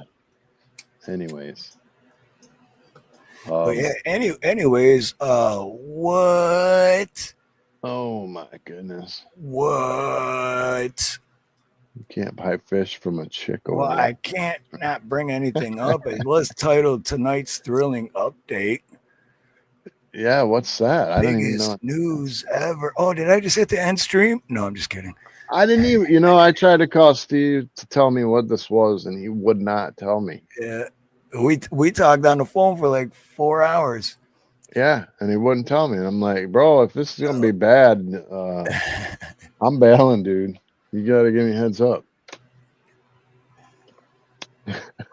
Y'all ready? Does ready. anyone have a clue? I don't think anyone has a clue. What? I thought you were gonna say that Nina was pregnant. Oh, I hope not. Oh man, we're too old for that shit. What? Okay. Way too old for that shit.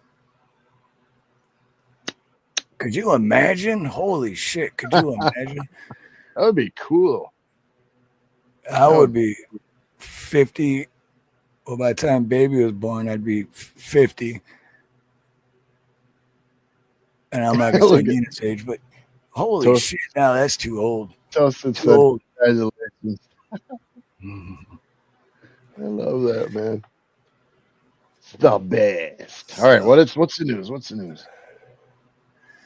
All right, so not the other day when me and Dave talked, but last Sunday after the stream when me and Dave talked backstage, and this little light bulb went off in my head, and I was like, hey, you know what? What is up with that? Because, see, I don't know what I can say or what you want me to say or what you don't want me to say. But let's just say YouTube fucks with people in a lot of ways. I mean, they do it to me, dude. It happened to me yesterday, I think. Yeah, yesterday or this morning or yesterday. But I had like 1,000 views on the short I just put out. And then 2 hours later, I refreshed it. And then it said I had 702 views. And I'm like, Yeah. how did that happen? I just had 1,000. How did I lose 300 views?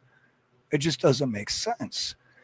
So, in YouTube's, You want me to and I hope tell? sorry, yeah, I just don't want to say it if you don't I'll want me just to. tell what. Yeah. Okay. So for whatever reason, I have 27,300 subs. I worked very hard. I went everywhere, made friends with everybody. I networked, blah blah blah. For whatever reason, and everyone works toward monetization and whatnot. Well, for whatever reason, YouTube's not counting any of my watch time hours, and they haven't. Like, I don't have any strikes. I haven't done anything wrong. I don't have anything from YouTube, but I've actually lost hours, watch time hours. I have 76 watch time hours now. And it hasn't grown. It hasn't grown at all, Even I'm though getting 1,500 his short, like mine are growing. My short, and so I actually lost 25 hours the other day.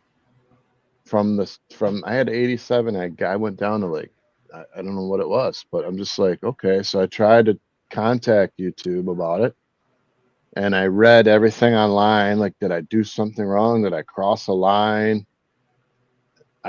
No correspondence back. No, I didn't do anything. So I'm like, man, I think they shadow banned me.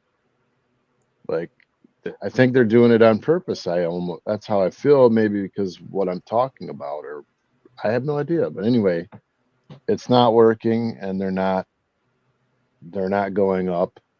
I've even had people, tell me they're watching my stuff consistently to help me on purpose. And yeah, but your shorts are IRL. They're in real life. So the videos I made, though, right? I understand. Like, maybe the shorts don't count. I get it, but I've made videos, and I look in my analytics at the videos and see how long people watched for, and it adds up to like 900 hours or some crap, 838 hours. But when you look at valid watch time hours, it's 76 now. So I don't know why they're doing it.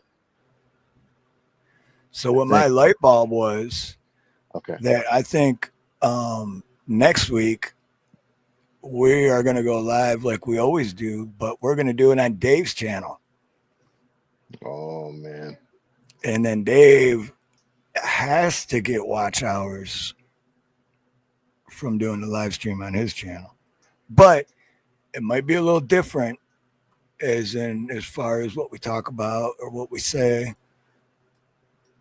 Well, and I want to tell everybody something else, since everyone's here, and while they're here, I got, you guys know I have kids and grandkids. There's some things that I've said on this show that I'm not proud of over the last year. I get pulled in real easy, but I've changed my life. I've tried to clean up for them. I stopped drinking because I want my grandkids not to see me do it. Smoking because of the same thing, because I don't want my kids or my grandkids to do it. I've tried to better myself. No offense to anyone who does that stuff, and I'm not judging you. That's what I had to do for me, because I felt bad. So I'm trying to be the better Dave, because the old Dave was an asshole. I'm trying to be the better Dave to make sure that they grow up seeing the right stuff. So on my channel, I have purposely not put this podcast on, because I didn't want my kids seeing me acting a fool on accident, or whether I got pulled into something. Like, I'll tell you the truth. My daughter, I talked to her earlier today. She said last week I was watching she was watching or listening to our podcast for 40 minutes on the way up north. And she said, yeah, me and my boyfriend were listening, and we heard you say something about a condom on a fishing pole. And I'm like, oh, freaking great. Yeah, while it was funny at the time for adults or whatever, I don't know if she had the kids in the car. And that's the last thing I want, is for them to hear their papa talking about stuff like that. So Right. No offense to anyone Which else. I respect that too. That's why I said it might be a little different in what we talk about and stuff, because you won't be able to count me smoking cigarettes or drinking beers, because you won't see, you won't know, because I'm going to be respectful to you. I'm not here to judge your family people. your family. No, it's not about judging. It's not about judging at all. It's not my job to judge people. I can barely. It's not about judging. It's about respect and your family. So I appreciate it. Yeah, and I purposely kept it off, because I have church friends. I have pastors. Last thing I want to do is my pastor to see me talking about, late night, something about sex or some crap, whatever, and be like, oh my God, what did I just say? Because it's out there forever, once you say it. So anyway, I'm done with it. I appreciate that though.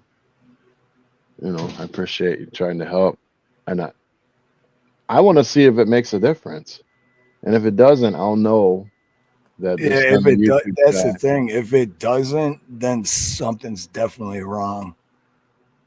And then again, afterwards, you still have to wait like 2.5 days before that information changes. Right. So can't just look right away and be like, it's still the same. I get that, JM. I mean, but I made videos as well, and the videos, when I looked at the analytics, had so many hours watched, and it doesn't add up to what they show. And nobody can be on YouTube and do podcasts and all the crap that we've done and only have 76 hours in 15 months. I mean, how terrible would you have to be to get 76 hours? And I have, 1,600 people coming through on the shorts. And then I have like 300, 400 on a video, and I got nothing. So not crying about it. Don't care. But I think something's weird. So I'm glad we're going to test it out. See what happens. Well, it's like I have 6.3 thousand watch hours in the last 28 days. And right. It's not from 3 live streams. It said I had 31 hours in the last 28 days, and none of that even made my total go up. Yeah, I'm looking at it right now. It's all from shorts. Yeah, but shorts don't count. So how is it counting? It's counting on mine. 6.3 thousand watch hours in the last 28 days. And it's showing everything I got the watch hours from, and it's every one of them is just short. So is anybody else out there having any problems like that? Listen to Buff. Brother, I'm going to take you to the baptismal pool. I think it would be awesome, bro. I'm ready to take you. But, yeah, I mean, if anybody else is having a problem like that or knows anybody, let me know, because it drives me crazy. I mean, Neil I'm not. Me. Oh, what did Neil say? He says, he said me, but then he says 2,176 valid public watch hours, 365 days. 3 million. Is that 3 million? Valid public shorts, or 3,000? He's saying 3,000, and then he's saying 54K valid public shorts. Oh, okay. 90 days. My shorts are clean. I'm glad. Thank God you took a bath today. A shower. Anyway, if anybody else has ever had that, I'm the only one. It's either God's telling me to stop what I'm doing, because it's just not normal that this happens to people. What did JM say? JM knows. Specifically, watch time from private, unlisted, deleted videos, YouTube shorts, and ad campaigns do not count towards the monetization threshold. Specifically, watch time from private, which I have nothing on private. I have nothing unlisted. And I've only deleted very small videos with hardly any views. I get the YouTube short thing. That's why I started making them little videos. Ad campaigns not count. Yeah. So anyway, we're going to test it and we'll see. And you guys are all going to be witness to see if the truth is that I'm getting messed with or not. You guys will get front row seats. And then at least we'll have some evidence. All right. I think. And then Toasted Goat, this is just me. I have no idea. I'm just talking out of my ass. But I think because of the copyrights, that might have something to do with your valid watch hours. Look at but that. I have no idea. Look at Neil says he loses hours every live he does. What's up with that? I don't get it. Big Chap, what's up, Big Chap? We're just talking about you last week, dude. How you been? Chapel, no, he knows everything. YouTube is a racket. So I'll delete our accounts. I wasn't gonna go that far, brother, but yeah. Fuck it, I'm in. I'll be right back. I'm gonna go shave my head. Good to see you, though, man. Good to see you, Big Chat. We gotta throw his link out there. Yeah, I haven't seen you for a minute. I like your show. So Neil says he's almost at 3K hours. But anyway, I know people that have been on, like if you watch YouTube videos, you can find videos out there that say how to get 4,000 hours in 3 weeks. And they tell you all the ways to do it, and then they actually do it. And you're like, dude, I've been 15 months. What's up? You know? So I'm going to do all the changes that they said to make and do all that. And then you guys will be witness to whatever happens. And then if it works for me, maybe it'll work for you. 15 months with good numbers. With good numbers, yeah. Good numbers, except the watch hour numbers, But the weird part was like my watch throughs on my videos were like 56 to 60%, which I think is pretty high because a lot of people just flip through they it. say anything over 30% is good. Oh, I get that, bro. Yeah, being outside and stuff takes precedence over YouTube any day. I get that. We can do this in the winter when it's cold and we can't got nothing else to do. It never gets cold here, though. Damn it. So, I mean, I'm not whining about it because I know I could do Cash App and all that crap, but I just like the super chats. Obviously, you guys know, anybody that knows me knows I'm a super chatter. I give super chats everywhere. I like it. I like to, help people out, but it's cool to me, except for YouTube taking 40%. So I really never thought about how much 40%. It's like if I give Steve $100, he's getting, after YouTube and taxes, he's probably only getting like $53. Yeah. I was like, dang, bro. And I could see if you were in the rich category or tax bracket, but you're not. So it's like, God, dude, 40%. I feel like we need a new platform or something. A lot of people went to Rumble, but I just don't like Rumble very much. It seems, you know what I'm saying? It seems janky compared to the setup at YouTube to me. It's probably just because I don't understand it. But. And I've been saying that for years. I mean, It's like, I used to talk about this to Ronnie, but like, yeah, man, I want to stream on Rumble and on Facebook and on X, all at the same, every week, Twitter, Instagram. But I've never, my lazy ass never took the time to figure out how to join it all together and do that. So like we should be streaming on all those right now. The last guy I just watched his video, he's like one of those guys that says you can get 4,000 hours in 28 days or less with minimal. And this guy is honestly he's taking other people's, I'm not going to call him out by name. Anyway, he's using portions of other people's videos and making a long form video from their videos. And then his channel got the 4,000 in 21 days. And by the third month, he had made $46,000 off the channel.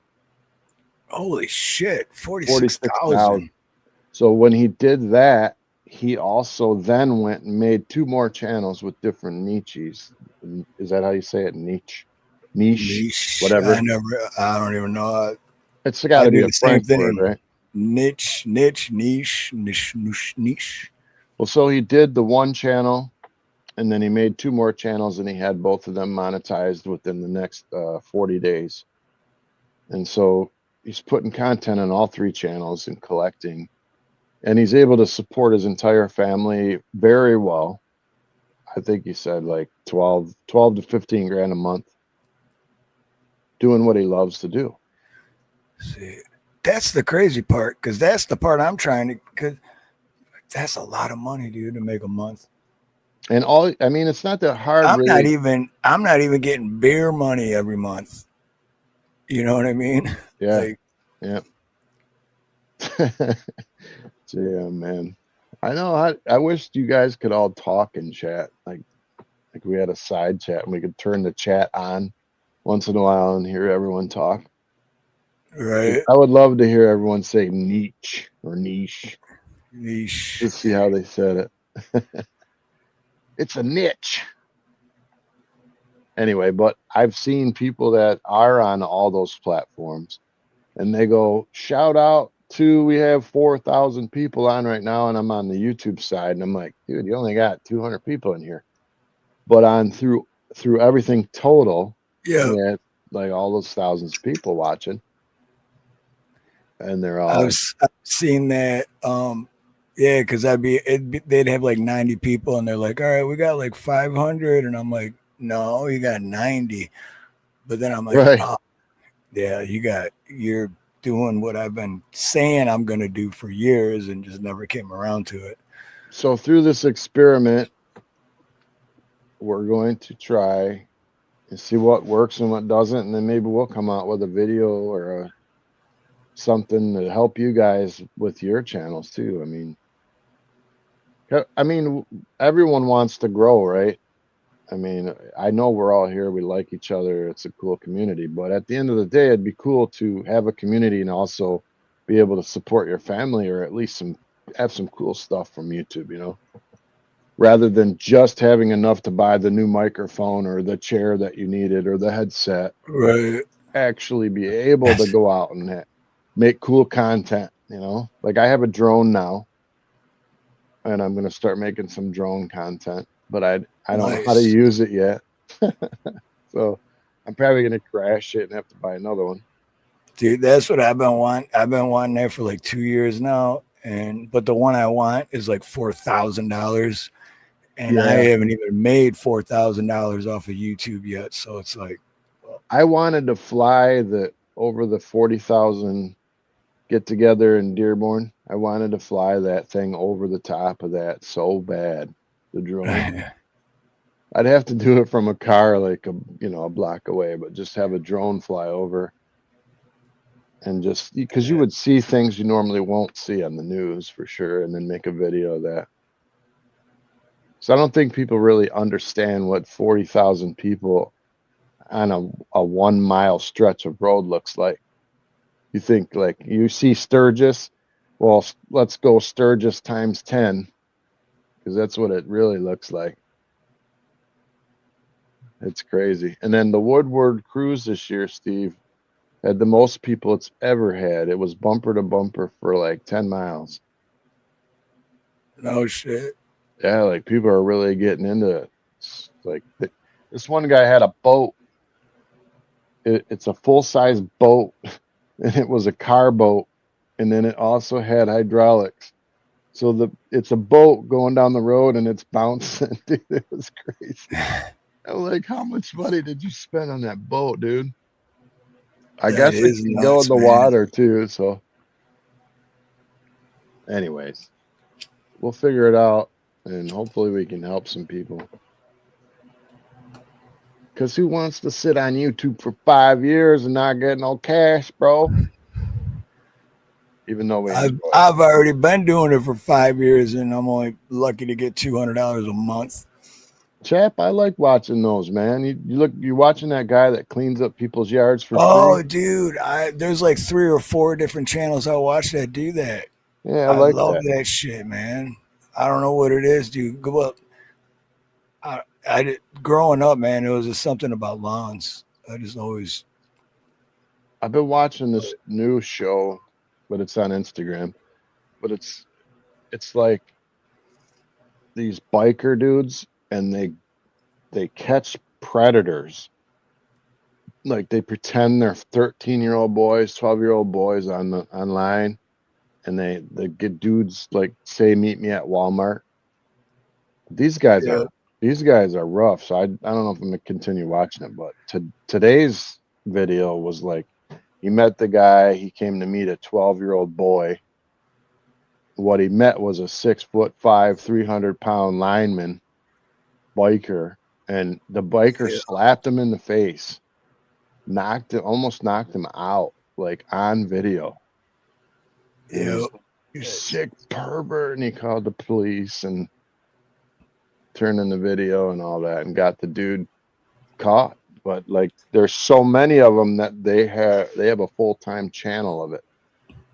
A lot of times, though, because I've watched a lot of those videos, but a lot of times the police don't even do anything about it because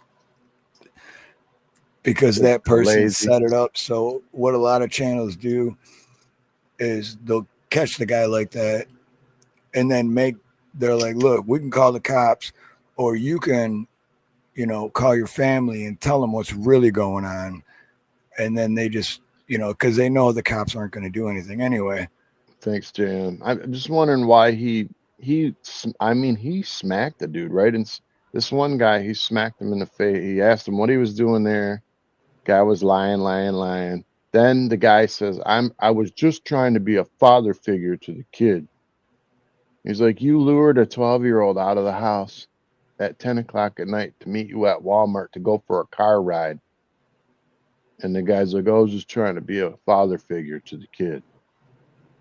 Obviously lying. And then the dude smacks him and his glasses go flying in the Walmart. And it's like all on like live or taped or whatever. I don't know how he gets away with it, because I think that obviously it's assault, right? But I think, people are starting to be like, we want justice now. Screw the court. It don't work. The law's not working. The mob, the mob rules. Yeah. And Big Chap, SD Mowing, is that the dude from Michigan? Because I know there's one dude from Michigan that I watch. I think it might be SD. But yeah, he goes to these houses where it's just like the rest of the neighborhood looks really nice, and then there's just the one house that's just overgrown and nasty, and it's like, what? And then sometimes it'll take them 2 full days, but most time these guys that are these preds are most times like teachers. They're things you wouldn't expect. Always gym teachers and like college professors, and just weird. And the guys look normal that are doing it. Like the person that's well respected in their community. Right. And they're trusted. It's like, God, dude. That's one of the biggest things I hated about the whole Catholic thing, was like when the priests started coming out with priests doing what they did. They destroyed that. I mean, you basically you're the brunt of every joke now for the rest of your life because of what people did. And you know what? I grew up Catholic, dude. So all I can say is, thank God nothing ever happened to me, man. Yeah, and I'm not saying anything against Catholic. I'm not Catholic, but I'm not. I'm just saying, like, when you're a leader and you do it, it's 10 times worse. Because you got all these people looking up to you, man. And you just, God, man, how could you do that to a kid anyways? Anyway, I'm going to get off that. Right. Oh. Anyway, I found myself spending hours on Instagram, though. And then I'll like look up from my phone and go, wow, it's 4 o'clock. I've been on here for 2 hours. Holy crap, dude. I'm almost thinking I shouldn't look at it anymore. I'm on Instagram, but I don't post anything on there because because when I do all my videos for YouTube, it's got to be a certain 9/16 or whatever. Yeah. And then to do it for Instagram, so I'd have to do every video twice. And it's just like, do I want to, they got a program, I'm sure, for that. It's just one of those things where it's like you were saying earlier, dude's making 12, 15 grand a month. Shit, yeah, I'll make every video twice. Well, yeah, 120, 140 grand a year. Right. And these people, they're not for working. beer money. For beer money, they'll last me for 1 week. It's like, is that worth the time? Because now I'm late for my plumbing job. That's actually paying the bills, kind of. Because I've been so slow lately, I don't even have any jobs coming in. So it's like, what? It's, that's everywhere. I talk to people in the Philippines. I talk to people in Russia. I talk to people in New Zealand. I talk to people in Australia online. And I know people all over the place. They're all saying the same thing, that businesses are slowing down, that their stuff's costing way more. And so you can't blame that on America. But I'm just saying, like, people can't afford to spend right now for some reason. Even though the stock market's higher than it's ever been, I think we're right at a threshold of a record that's never been hit before. So why is everybody so broke? It's the beginning of the end. That's what it is. I mean, is it all going to come crashing in? Well, history repeats itself. And what year was it with the Great Depression? 1932, right? I think. Was it 32 or 40? I don't remember now. I thought it was like 30 or 32 or something, but I just thought either way, it was 1942 because they made steel pennies. It's almost 100 years later, almost. So I'm just saying, and history repeats itself, right? No, it says severe 1929 and 1939. So yeah, you were right. So just a couple of years away from another Great Depression. And when I was going through my grandma's stuff, like we're cleaning out her house now, she's been gone for a while. We found her ration cards. I don't know if you've ever seen a ration card, but it's like a ticket to a concert, and it's like good for a bowl of soup at a certain time at a certain location. You could give the ticket in for a bowl of soup. It's called a rationing card or something. Damn. I think that was back in maybe 37, 38 or something. But yeah, people used to wait in long lines for a bowl of soup. That's how bad it was. That's crazy. Yeah, food stamp books I have too, brother. I've used them. I used them. That's what happens when you start having kids when you're 19, man. I've never actually used a food stamp book, but I have used EBT. Yep. Oh, it's some people. I don't know if you guys know this, because I mean everyone lives different places, but here in Michigan, the average food card they give out is between $500 and $700 a month. Can you imagine? That's it. Can you imagine having $700 free food every month? Dude, out here it's like $700 or $800. I still think it's a lot because I could eat on $100, man, for a month or something. No, I know. No, I know what you're saying exactly, but I guess that just shows the cost of living difference. But no, out here it's like 7 or 8 or something like that, or maybe 9. I don't remember. But and you can use it anywhere, dude. I'd see people at Costco just buying like crab legs and all this, and it's like, dude, how? Like, dude, they're buying like $600 worth of food and shit. And then they pull out an EBT card. What I hate is when they have the EBT card and like the whole thing's full of like just nothing but junk food. And they're like, right. no offense if you're fat, I'm sorry. It's like 500 pounds. And you're buying fudge rounds like our boy said. And one of those cards because you're too big to walk. And if it's and I gotta always say this stuff because it's political. If it's a legitimate health concern, you know, or something with your health, we're not judging you. But if you're 750 pounds because you sat and ate chips, that's your own fault. That's all I'm gonna say. And you don't deserve free food because you did that.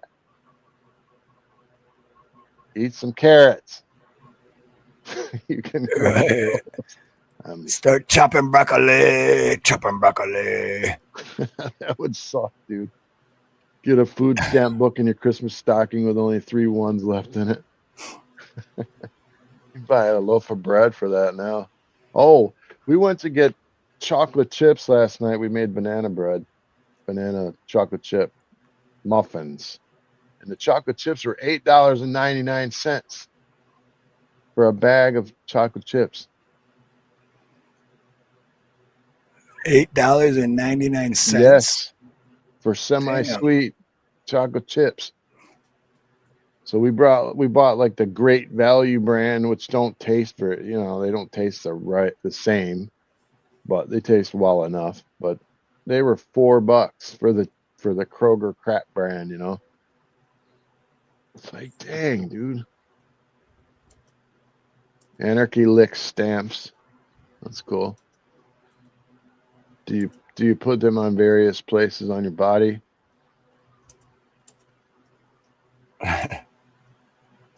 Oh yeah, the Cadillac Escalade. I've seen that all the time. They come out from the food stamp buying purchase with 2 carts full, or put it right in the back of the Cadillac Escalade. I've seen that. There's massive fraud here. I'll never forget that. It was like a news thing I seen in Detroit, like decades ago. I think I was 20 years old, and it was about homeless people begging for money on Southfield and 8 Mile. Yeah, and they were like secretly recording. And then there was this guy, like, all, you know, looked like a homeless dude. He's wearing like this one-piece overalls, just, you know, all dirty.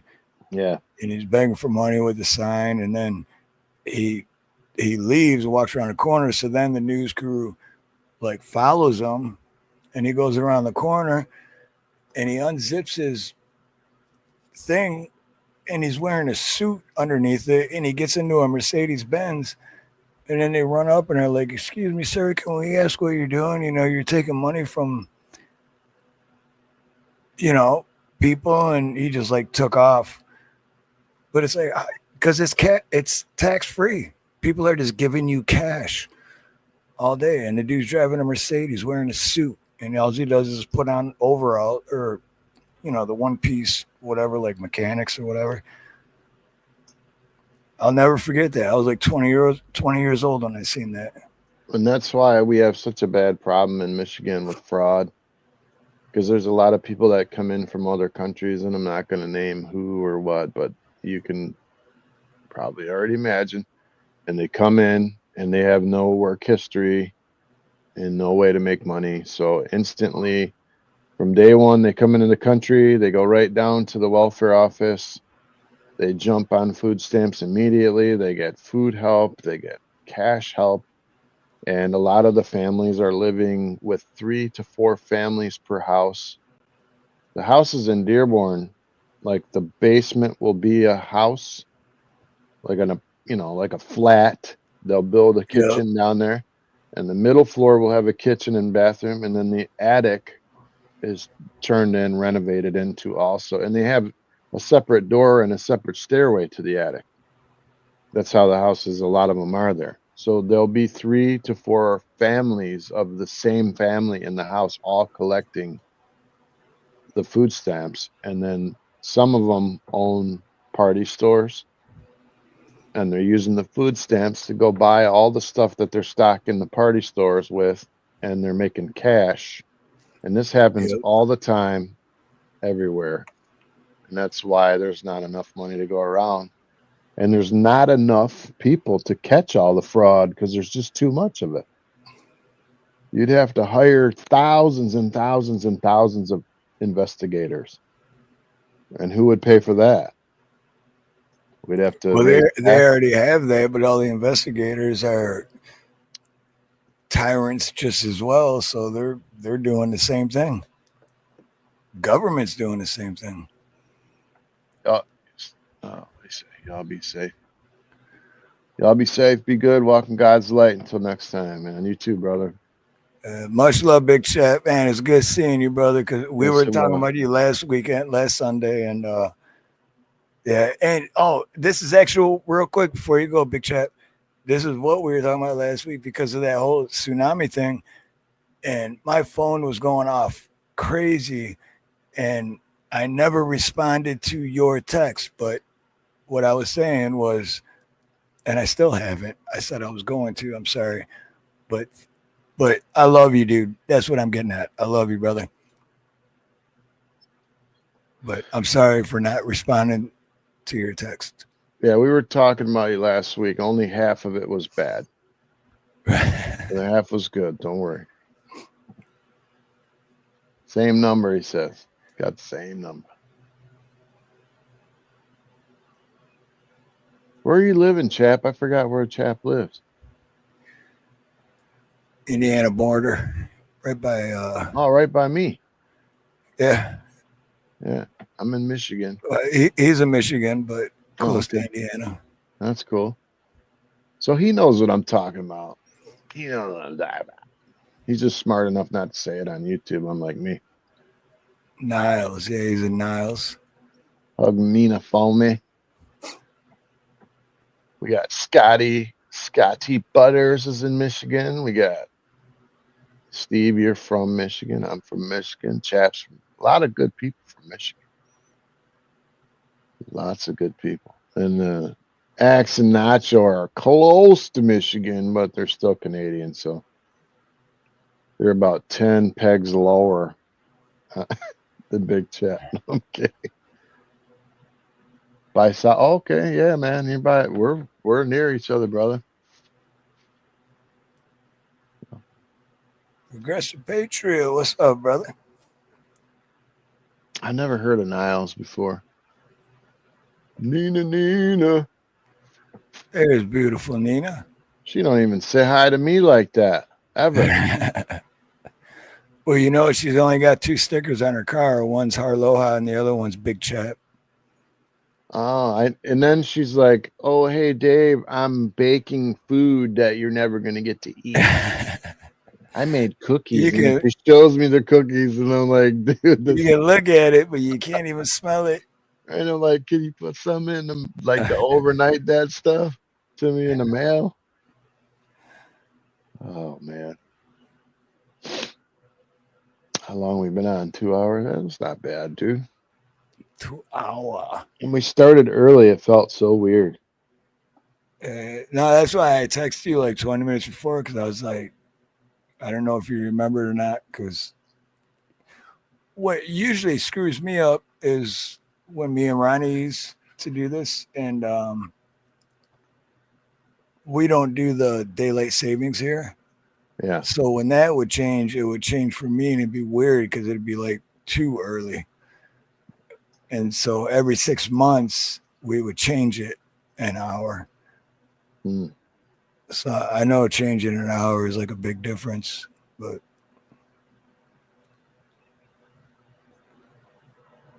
and I was excited to tell everyone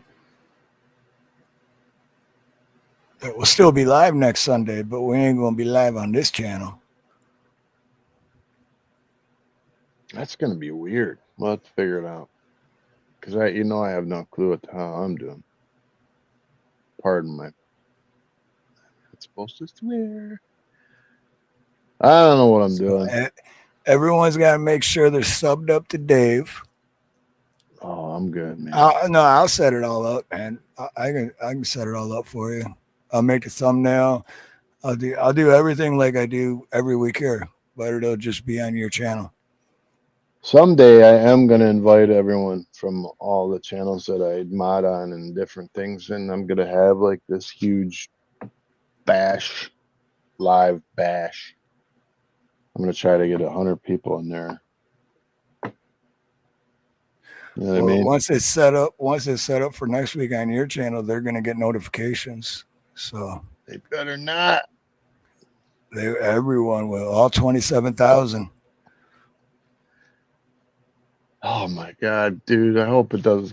I hope it stays small and doesn't blow up. I hate when the chat starts going 100 miles an hour, dude. I hate it. I mean, it's a good sign, but I hate it. Oh, you know what else I hate? All right, while I'm talking about hating things and being negative, YouTube, why did you change freaking vertical lives to where your name is not your name anymore? Yeah, why did you I don't do like that. I don't like that. I'm trying to guess who my friends are now. Right, because if someone goes by a different name from their handle, then all of a sudden all you see is their handle, and they're like, "Who the hell is that?" I got friends going, "Hey, Starved, good to meet you," and I'm like, "It's Dave, dude," and they're like, "Oh my God, dude, what the fuck? Dave's not here, man. It's me." And they're like, "Oh my God," and then like their names too. I don't know who they are either, because their names are nothing like who they are. Yours is literally the same thing, so I couldn't miss yours. Right, I kept mine up. But I don't want to change my name because I love Starved for Truth. I feel like that is a great name for where I want to go with my channel one day. Because I like truth. I feel like there isn't any out there, or we're confused at what it is, and I think people are starving for truth. And that is cool to give people like facts, like honest facts. And I think that's a niche. Did I say it right? Niche. I'm still not sure how to say it. But give people truth, man. Show them truth, right? Show them truth. Like if I can get my drone up in the air and actually show you what I'm talking about in Dearborn instead of just talking, then no one would have got offended, because they would have been like, wow, that's how it really is. Like when you see a mile-long street with 40,000 people in it holding flags other than the United States, you wouldn't think I'm racist then. You'd be like, wow, not one American flag in the whole crowd. Hey, it's Donna. Love Donna. You know what? Cheryl Rich is right too about it doesn't show the name on shorts anymore. So it'll just say like new or whatever, and then just whatever picture they decide to use as a thumbnail, because you can't even pick your own thumbnail for a short. And really? then you have no idea who, So, but the funny thing is, a lot of times I'll see those, and I don't know what it is, but I'm like, this has got to be Dave, and I'll click on it, and 9 out of 10 times, it's one of your shorts. Why do they do that? That's terrible. But yeah, it doesn't show it. Not on my end, anyway. Someone's just sitting back in the YouTube center going, how can we screw with our people the most? Let's change it so nobody knows who each other are anymore, and let's not name shorts so you can't follow your favorite people. They're forcing you to get notifications is what they're doing, right? Because if they don't name your shorts, then you have to get notifications if you want to see your favorite people's shorts, right? I feel that way too, Jam. I feel that's what they're doing. I wonder how much YouTube has right now. Like, I wonder how much they made this year. You don't want to know. I do. I'm looking it up. Billions. Someone guess in chat. How much do you think YouTube made this year? I'm going to say 9 billion. Wow. With a B. Wow.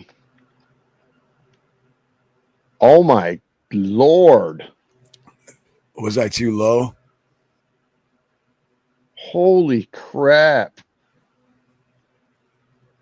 Last year 54.2 billion. I was too low. 36.1 billion coming just from ads.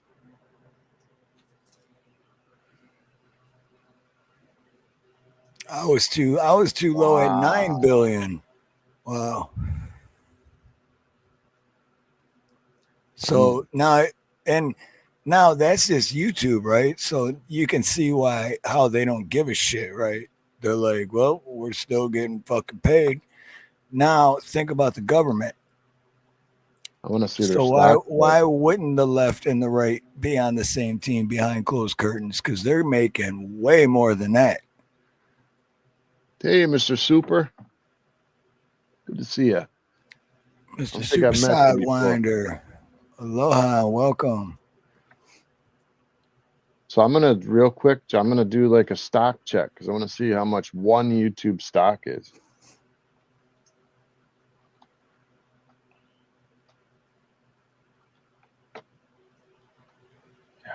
Suck it tight.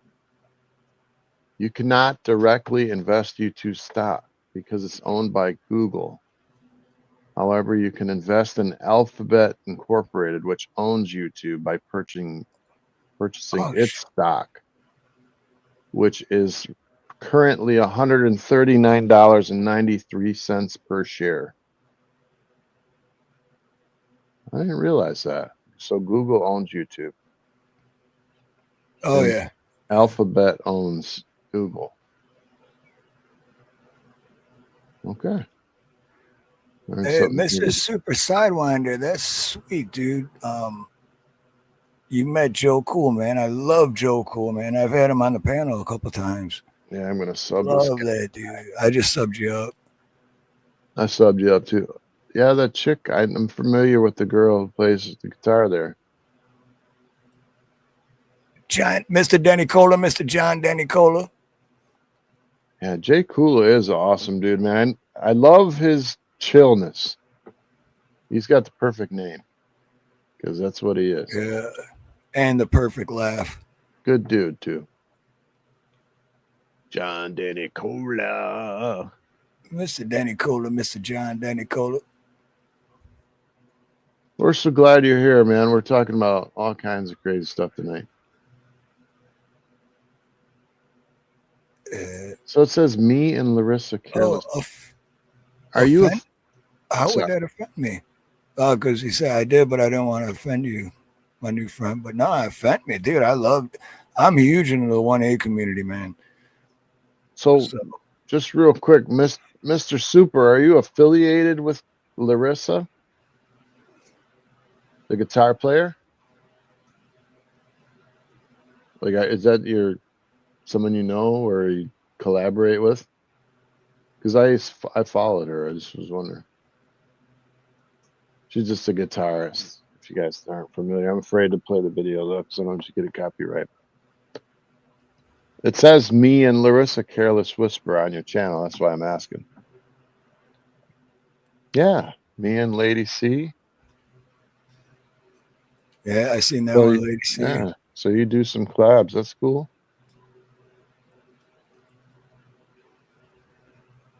You missed on how many cigarettes I smoked, Renke. That's what you missed. That's cool. I'm sure she's probably like way popular by now. And she is so cool, man. She is such a sweetheart. What's the count? I'm gonna guess Steve smoked 7 cigarettes by now. No, this is number 8. I was keeping track 4 rank.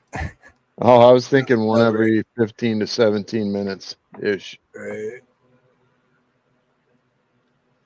Oh, Camellia, really? That's cool.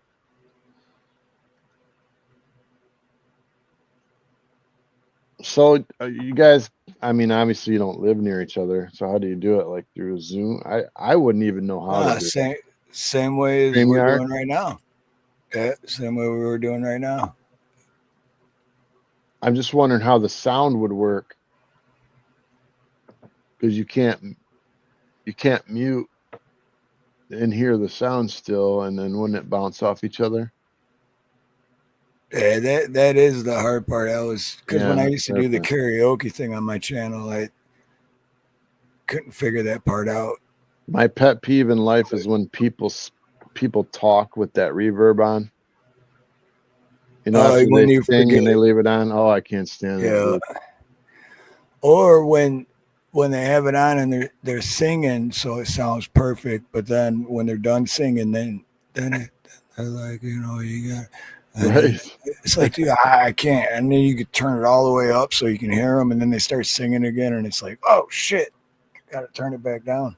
And that one guy had left his on by mistake, so you keep hearing everything 4 times, and it's squelching, and you're like, hey man, are you here? You gotta mute your mic. You gotta turn it up. He's never there.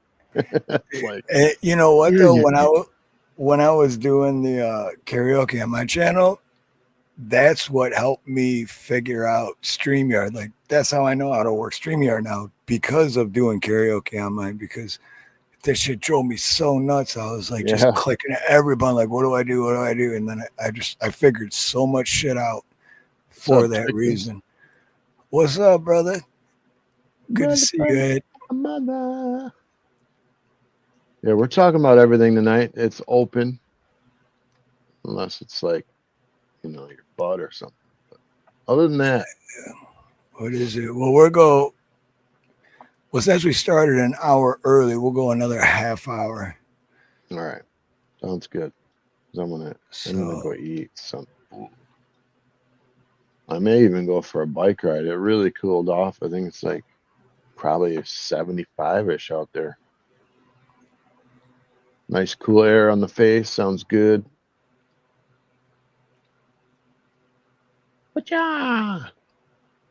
Camellia, good to see you. Always. Much love. I'm waiting for Camellia to put some more music out. If you guys didn't know, Camellia does music, and if you'd like to check her out, I put the link in the chat. I like her. She's old school. Can't find a kangaroo in your weight class that wants to fight you. Rank, dude, listen. Since I said I was gonna fight a kangaroo, just get like a teenager. Like maybe 4 foot so I can win for sure. If I lose, I'm never gonna hear the end of it. One of these days I'm fighting a kangaroo, which is gonna happen.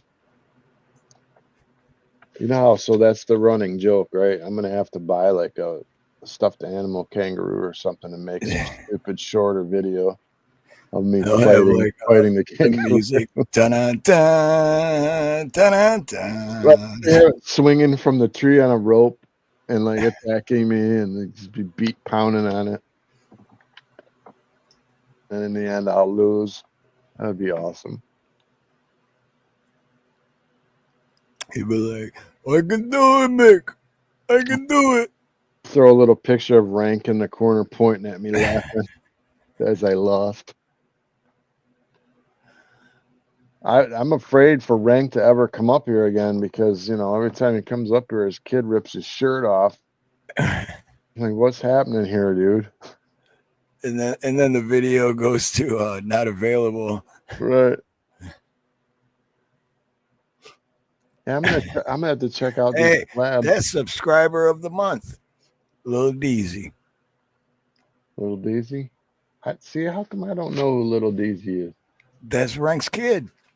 Oh, okay. So you gave him a nickname. I guess I wasn't listening. That's Rank Jr.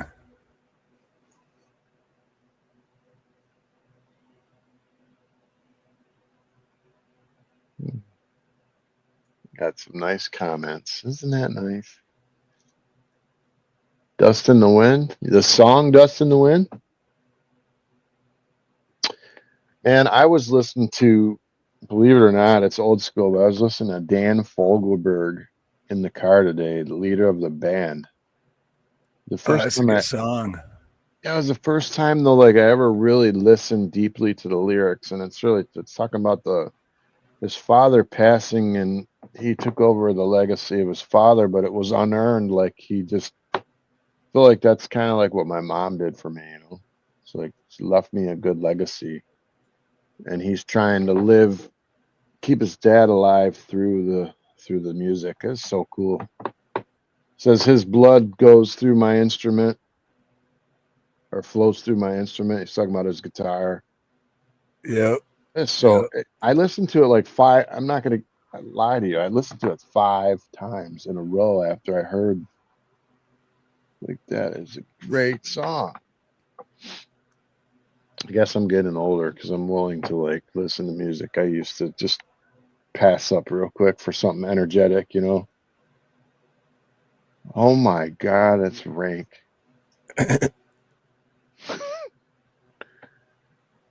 Why don't we just pay Matt Roloff to fight you? I don't know who that is. I don't know, but one of these days I'm gonna box something. So, because I've already said it's got to happen. Show Some Respect by Sting. I've not heard that one. I thought I knew every song by Sting.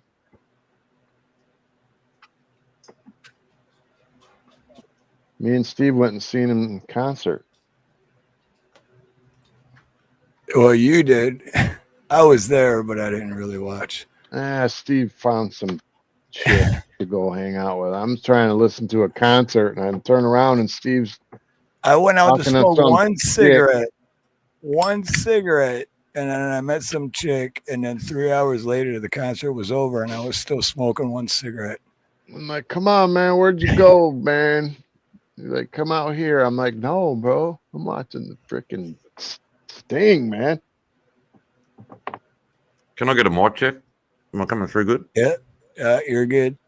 I realized I was double micing a second ago. I had another page open. I was like, what? Hi, everybody in chat. How you doing? What's up, Brink? Hey, Dave. How you going? Hey, look, Cowboys, bro. The Lions suck. You are such a chooch, dude. That is my name. That's my name for people that I'm friendly with, but they're just totally whacked. I call them a chooch. Mate, that's fine. You're entitled to an opinion. You can call me whatever you want, mate. Everybody. You won't leave, will you? I've heard it all. Yeah. I can call you a chooch and you won't leave. Nah.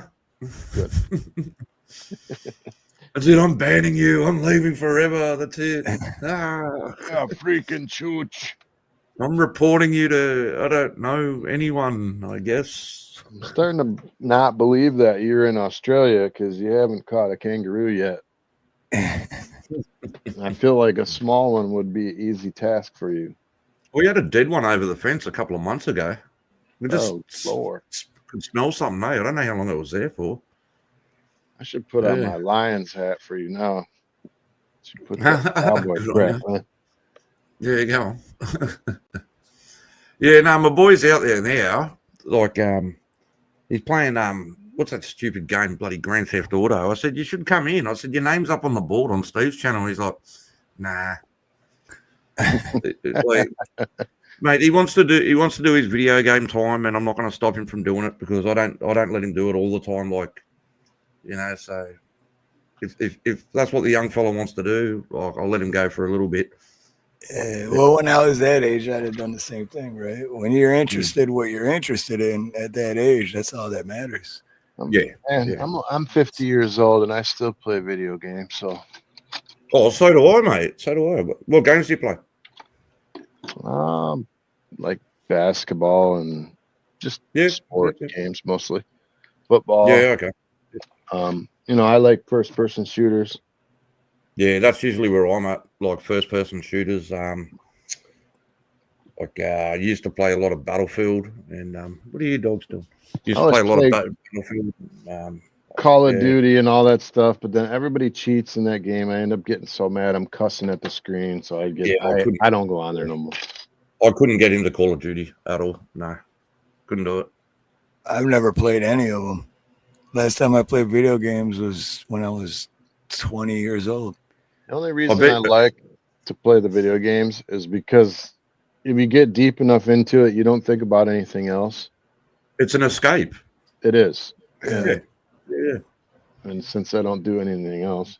I know one Steve would like, Dave. The Sims. The Sims. Yeah, The Sims. You know, where you get like live an alternate life and you got to actually get a job and you build a house and everything. And right there, boy. Well, you lost me at get a job. See that, Rank? Yeah. Hey, good Lions. Yeah, good on you. Cowboys got a better chance of winning the World Series than a Super Bowl. Oh, good on you, John. Rank, I bought you some of these, Rank. I knew you were out. Good on you. Yeah, all right. Some dude wipes. I can't believe that it's mint. I've never seen, because I use dude wipes, but I've never seen mint.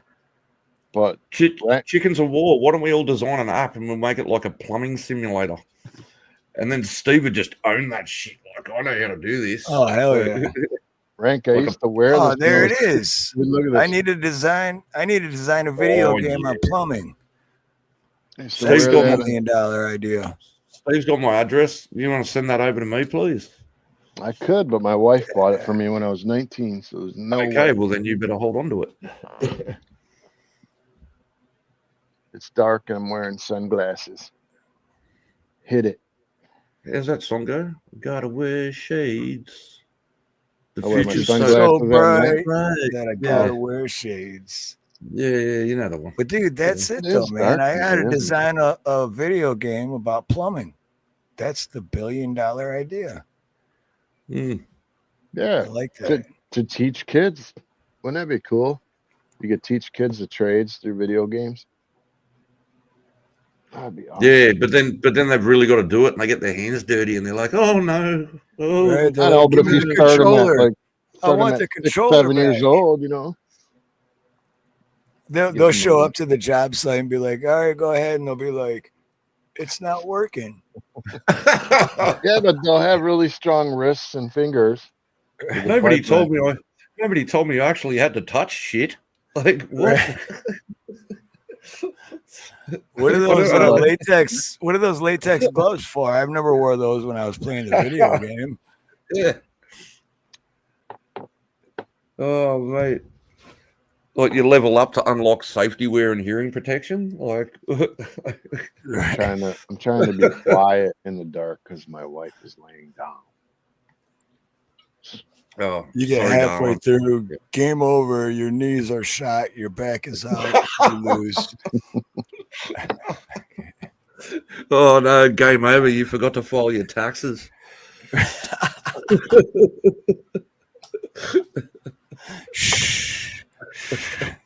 Let's see. Cowboys got a better chance. There you go. Look at I like John. Yeah, I read that. Yeah, I'd choose not to hear it again. Thank you very much. Yep. Well, Damn it. hold on. There you go. Yep. Thanks. Lions. And there will Cowboys. We can make a little picture here live. There will be cats and pipes and squirrels and all kinds of shit like that. What's up, Fortune? Hey, Forging Thought. There you go, brother. Fortune, we got 20 minutes left, Fortune, if you want to jump up and Free for all 20 minutes. free for all 20 minutes. I'm going to go ride my motorcycle into a curve. Who's Into that? a curve. I'm still Don't do learning. that. I'm still Don't do learning. that. Oh yeah, I mentioned it in chat before. I don't know if anybody saw it. I went for a ride with my partner yesterday, Renko 1000. We went for a ride yesterday. Beautiful day, absolutely stunning day, perfect weather, and we were sitting in traffic waiting like a busy area. The video will come up shortly. We saw pedestrians get hit by a car. Oh, man. Oh, that's number. Is that number 9 or 10? Oh shit! Yeah, it is number 9. Number 9. Okay. Just sorry, counting the cigarettes.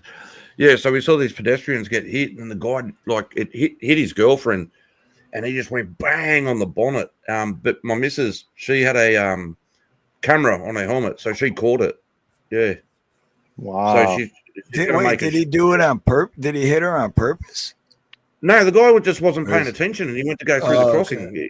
He wasn't paying attention, and so he went through the zebra crossing and hit him. Like, yeah. What were you looking at, mate? Did you say zebra crossing? Yeah, zebra crossing, whatever, crosswalk, whatever you want to call it. Oh, I'm just wondering because it's different everywhere. Makes sense. Yeah, zebra. That makes crossing. sense. Zebra. That makes sense. Yeah. It's different all over the world. Yeah, so she was all right, but she was looking at her leg. But I saw the footage once, and I said to the wifey, I go, you should just make a short of it. You know what I mean?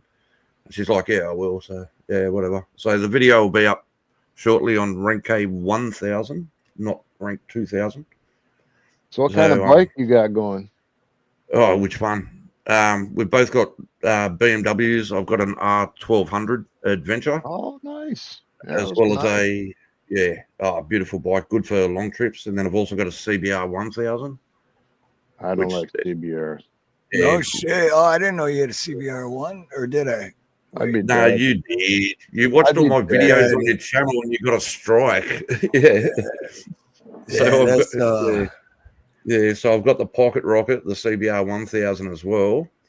And the wife's got a GS 700 BMW, which is a nice cruiser. And then we've also got it like a little Grom. But it was the first one built in Australia. It's a custom job and it's won a lot of trophies and shows and stuff like that. You said a BMW 1200? No, not the BMW 1200. This little one that we've got, the custom one, is it's a Honda Grom. It's only a 125. It's like tiny. You got the Grom? That's electric, right? No.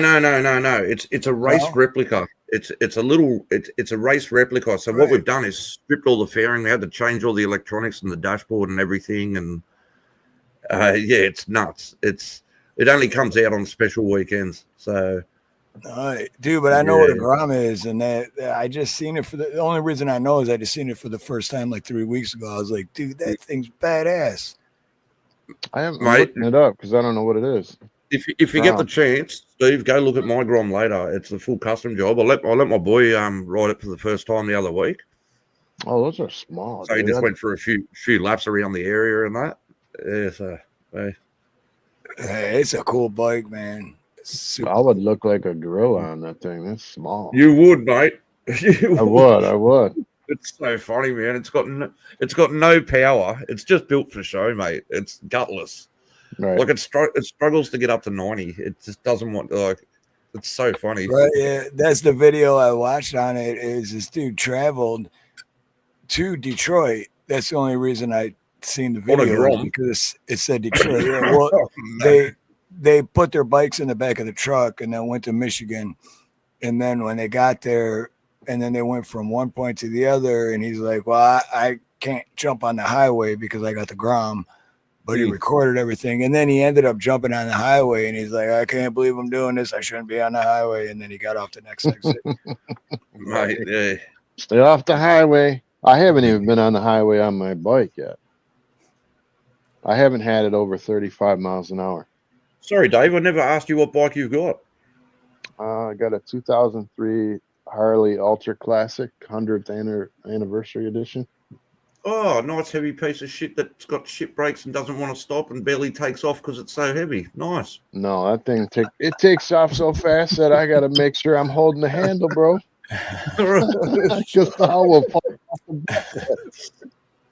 Dude, every time I hit a bump, it makes me pull on the freaking throttle. Like if I hit a good pothole, I pull down on the throttle, which makes the bike go. And I'm like, I die if I keep hitting these potholes. But I don't know, you can only hold like the handlebars so loose. But I have like misshifted and it's bolted, and I've almost I'm like, dude, I gotta be careful. I'm gonna end up dying in this thing, man. That's what I mean. Heavy bike, they barely brake. The brakes are shit for how much they weigh. They've got no steering capability. Harley's great to look at. To ride, no, thank you very much. But you have to admit, in a straight line, it's the best, most Yeah, I was gonna say highway lovely bike driving. ever, dude. Like, I'll if agree you're with gonna I'll go- agree with you on that one, Dave. Yeah. If you're gonna go from like Detroit to like the UP, and you're just gonna jump on I-75 North and cruise for 5 hours. Yeah, just throw your It's feet on the pretty pegs sweet and ride. do it. Yeah. Give me a Harley. Yeah.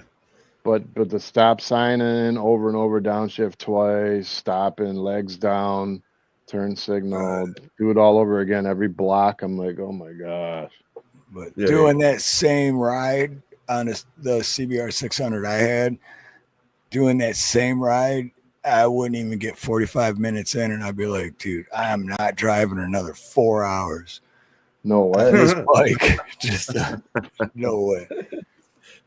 Mate, I did a big one when they had the COVID lockdowns.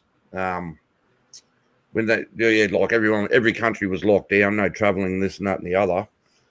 And me and the missus, we just packed up our bikes, our panniers and that. We put the dogs in the kennel, and we were allowed to stay within the state, but you weren't allowed to go to other states, which we all know was a hoax now, which is just dumb. So we just thought, stuff it. We can't go overseas because we had an overseas trip booked to go to a wedding of friends of ours over in Florida. And I'm pretty sure I told you, Steve, we were going to stop over and see you guys. Yep. If you remember correctly, it was probably, 3 years ago or something? Yep. Yeah. Yep.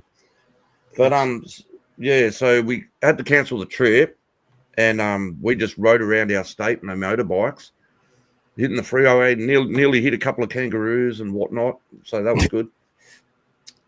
Because they're like deer. They just run out on the road and, fucking idiots. That's a good example, though, that they're like deers, because that's exactly what it is. Like, well, if you see, sorry, Steve, go.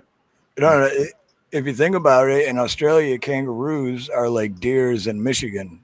It's like that's why you have to hunt deer, because if you don't, they get overpopulated, and then they cause all these accidents. And the only difference is that it's a kangaroo instead of a deer.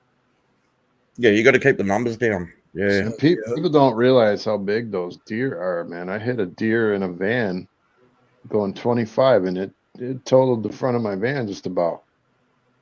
Ooh, Dave. Broke my windshield. Now, that's a fight. That's a fight I'd like to see, a deer versus a kangaroo. Check this out. This is the worst part. All my kids were young, and they're in the van. They saw me hit the deer. Then they're like, Dad, how could you hit the deer? You hit the poor deer. And then the deer ended up being pregnant. Oh. And I'm like, I got out, and I don't know why to this day I said that, oh, it's pregnant, oh my God, or something. Yeah. And so then my kids hated me for a minute. Well, the worst. Sorry, Dave. Well, I can't say the rest on YouTube. Anyway, I didn't let it suffer. Oh, you can say it. No. Please. No. No, the worst thing about it too is, like, if you see one on the road, because they always travel in herds, you're like, shit, where are the rest of them? Are you going to have another 5 run out with it? You know what I mean? You see one kangaroo bolt out, or one deer run out on the road. Where's the rest of the pack? Where's the rest of the herd? So there's going to be more behind it. You think about riding a motorcycle, it only would take one deer to wreck your life. Mm-hmm.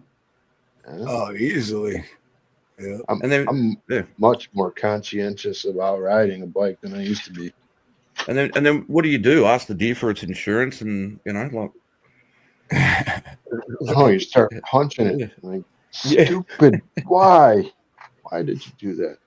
You screwed up. That was a joke I heard that I was gonna make a short out of it, but I haven't yet. But he's like, like deer that they have hunting season to get rid of the deer in cold states like Michigan and Indiana and because they run out in the road. But then what do they do when it's snowing? They put salt on the road. So it's like a big line of Coke for the deer, and the deer is like, oh, I want that right there. And then they walk right into it. And then that's why the last thing you see is like a deer in headlights, because he was just trying to have some fun, man. I never thought of that, actually. I think it was Tyler Morrison, man. actually, which Tyler Morrison, which we're supposed to have back on this month, but I haven't heard back from him. I love the analogy. It's a big line of Coke. Right. I never thought about it. But yeah, because I used to buy salt block for deer. Oh. So for the people out there that are like, PETA people, you have to hunt. If you don't hunt, a lot of people die. So what do you want? You want the people or the animals? I mean, you got to keep the numbers down. Well, see, that's another thing, Dave. Here in Australia, up in the northern states, where there's just crocodiles everywhere. Like you got all the alligators and crap over there. Like we've got the crocodiles. Everybody was protesting. Oh, stop killing crocodiles! Stop killing crocodiles, because they're trying to keep the numbers down. And then they stopped killing them, and the numbers just went. They just exploded. Yeah, absolutely. And so now a lot of mainly Americans and tourists come over here, and they do hunting trips to kill crocodiles. Oh, that's yeah, cool. yeah. It's a big thing. Yeah. I'd like to hunt those pigs, the feral pigs, the ones that are like good for nothing but ruining crops and attacking people. And I'd like to I think there's no limit. You can just go out and sorry if I'm offending anybody. There's no shortage of them here. Yeah. Yeah, like you gotta kill them. Wow, yeah.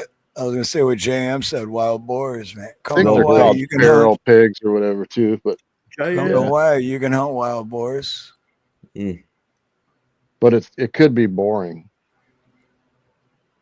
Not here, not the videos I've seen from here. That was come on, nobody got the joke. Boring. God, that must be really old. That was lame, bro. Lame. Smashed my head on the desk. Lame. He did just say he's 50. He did just say I did not. I didn't say it was 50. Lying piece of trash. Well, like an hour ago he said it. I don't know. How old are you gonna be, homie? 30. Lying sack. 27. I don't even know how old I is. I never asked. 27 and a half. Snooks is over here bashing my. Not even been here 5 minutes. Bashing my joke. Hey, Snooks. Come on up here, Snooks. I dare you. Your jokes are boring. Snooks, what my water out. Snooks, what does a wife and a condom have in common? Oh God. Don't say it. Oh my God. They both spend more time in your wallet than on your dick. Oh. Going up here, Snooks. I dare Oh you. no. What is it? What does a wife and a cyclone have in common? They both start off with a small blow and then take half your house. Yeah, that's the one. I screwed that joke up. Yeah. All right, all the women got to give him trash for that joke. Come on. That reminds me of the Bill Burr joke where he's like, you ever go parachuting or skydiving? And then they're like, all right, man, well, here's the thing, though. There's a 50% chance your parachute's going to open. So you ready to do this? Like, no. Any logical thinking person would be like, 50% chance it's going to open? Like, hell no, I'm not doing that. But yet there's a 50% chance of getting a divorce if you get married. But yet people are like, yeah, let's get married. Right. Oh, mate. Come on, someone's got to have a dad joke in here or something in the chat. All my jokes are filthy, so I don't tell them anymore. So I'm trying. I had Hawaii turn into. I watched Norm Macdonald, man, last night at 3 a.m. like the whole hour. R.I.P. Norm Macdonald, man. He's a king, mate. Yeah. Oh, I love that dude.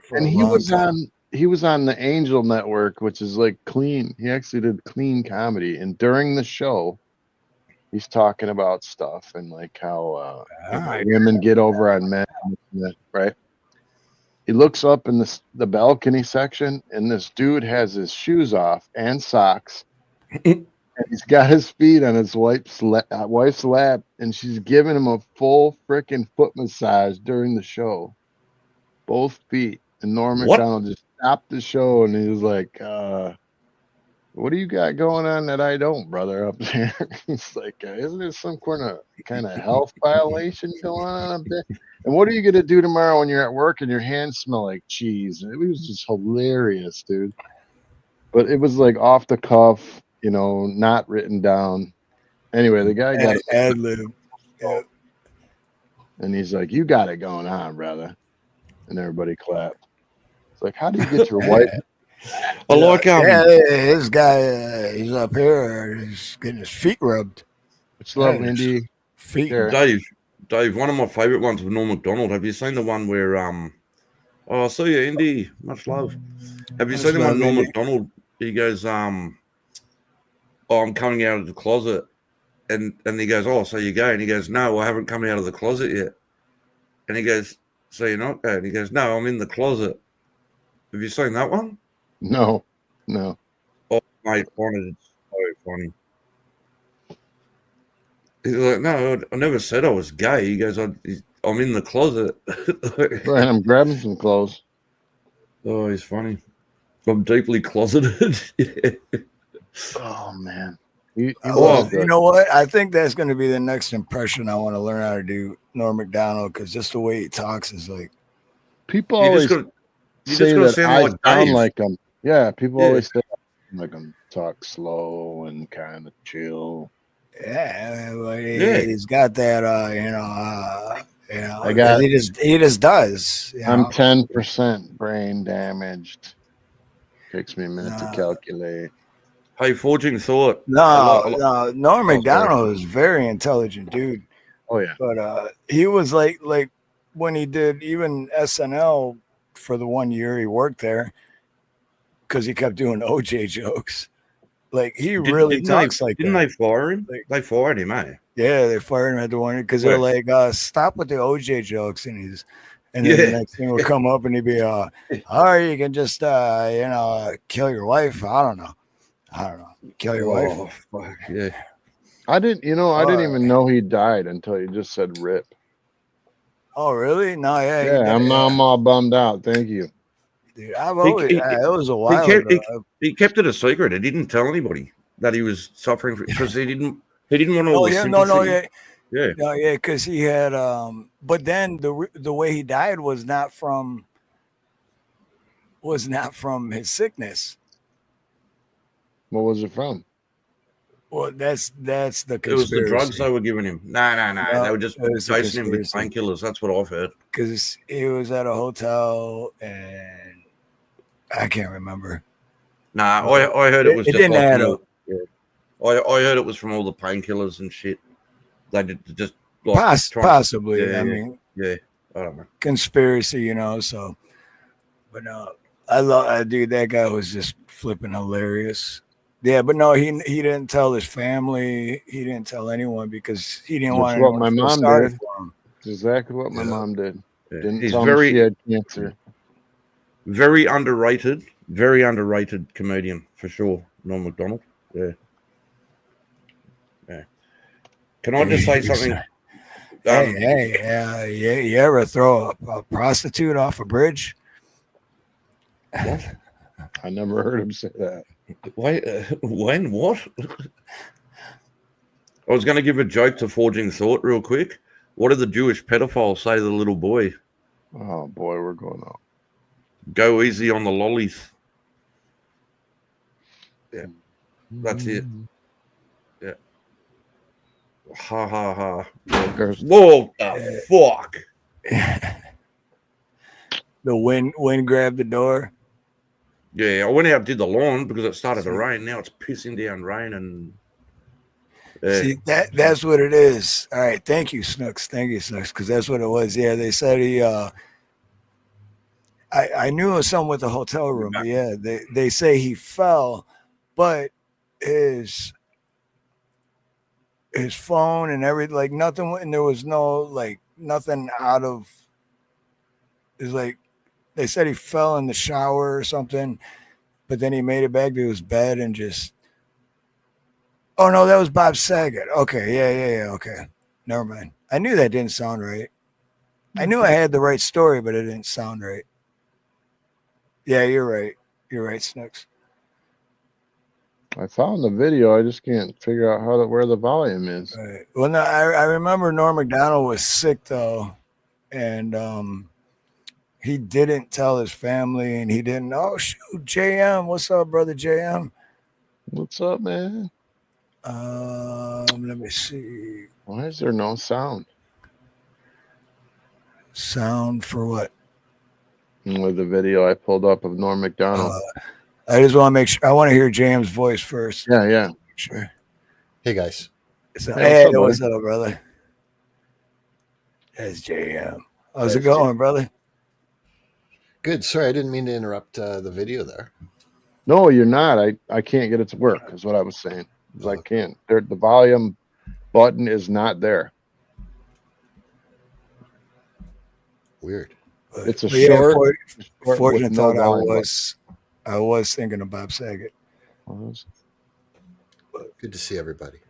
Good to see you. Hey, you too, brother. Dude, everyone's got to check out JM's channel because when he does the word, what do you call it? The word? Yeah, word games.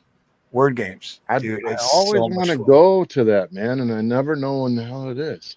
I suck at it. Dude, I suck at it so bad. But then when I'm listening at work and I'm at a customer's house, and I always be like, hey, you go with words?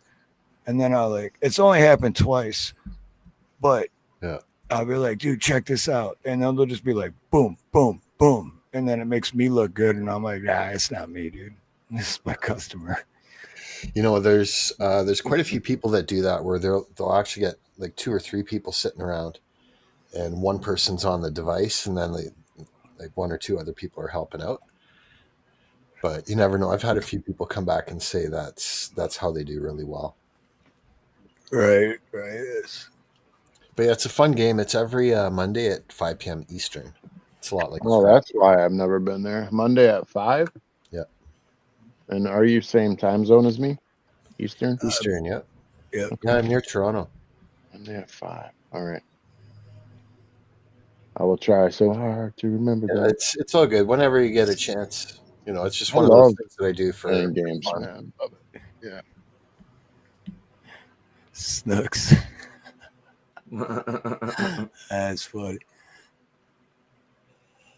What's up, New Image Landscaping and Tree Service?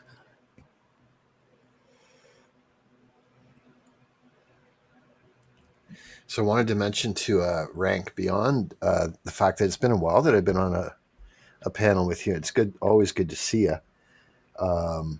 Yeah, like you obviously are pretty serious with the bikes there. Both of the first 2 that you mentioned were over 1,000 cc's. Right. So Yes, Graham. Yes. You know, that's good sized bike. And then of course you mentioned the Grom, and I was looking at Groms and some of the smaller ones because I wanted to see if I could beat having to get licensing and insurance, but the Grom doesn't quite get in there here. Oh, okay. So What I'm state? actually Without doxing yourself, what state are you in? I'm near Toronto, so I'm in Canada, in the province. Canada. Okay, yeah. Are you guys having smoke problems, JM, or no?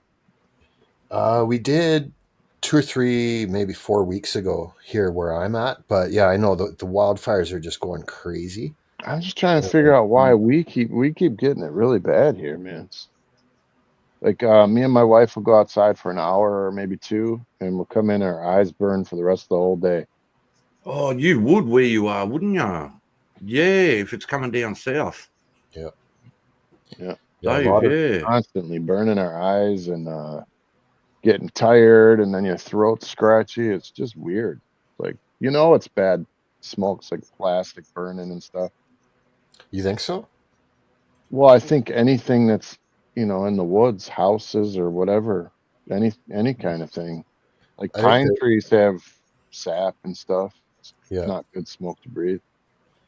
Yeah, it's really bad. Mate, I don't have a problem with the wildfires because they're gonna burn off all those bodies that I hid in the woods. So My thing is, how come every year for the last 6 years we've had a fire season, but we don't get a task force together to fix any of it? Right. I've thought of that many times, like they tell us there's these fire hundreds of thousands of acres, millions of acres, and hectares that are burning. And Right. then what do they give you? A helicopter and a bucket.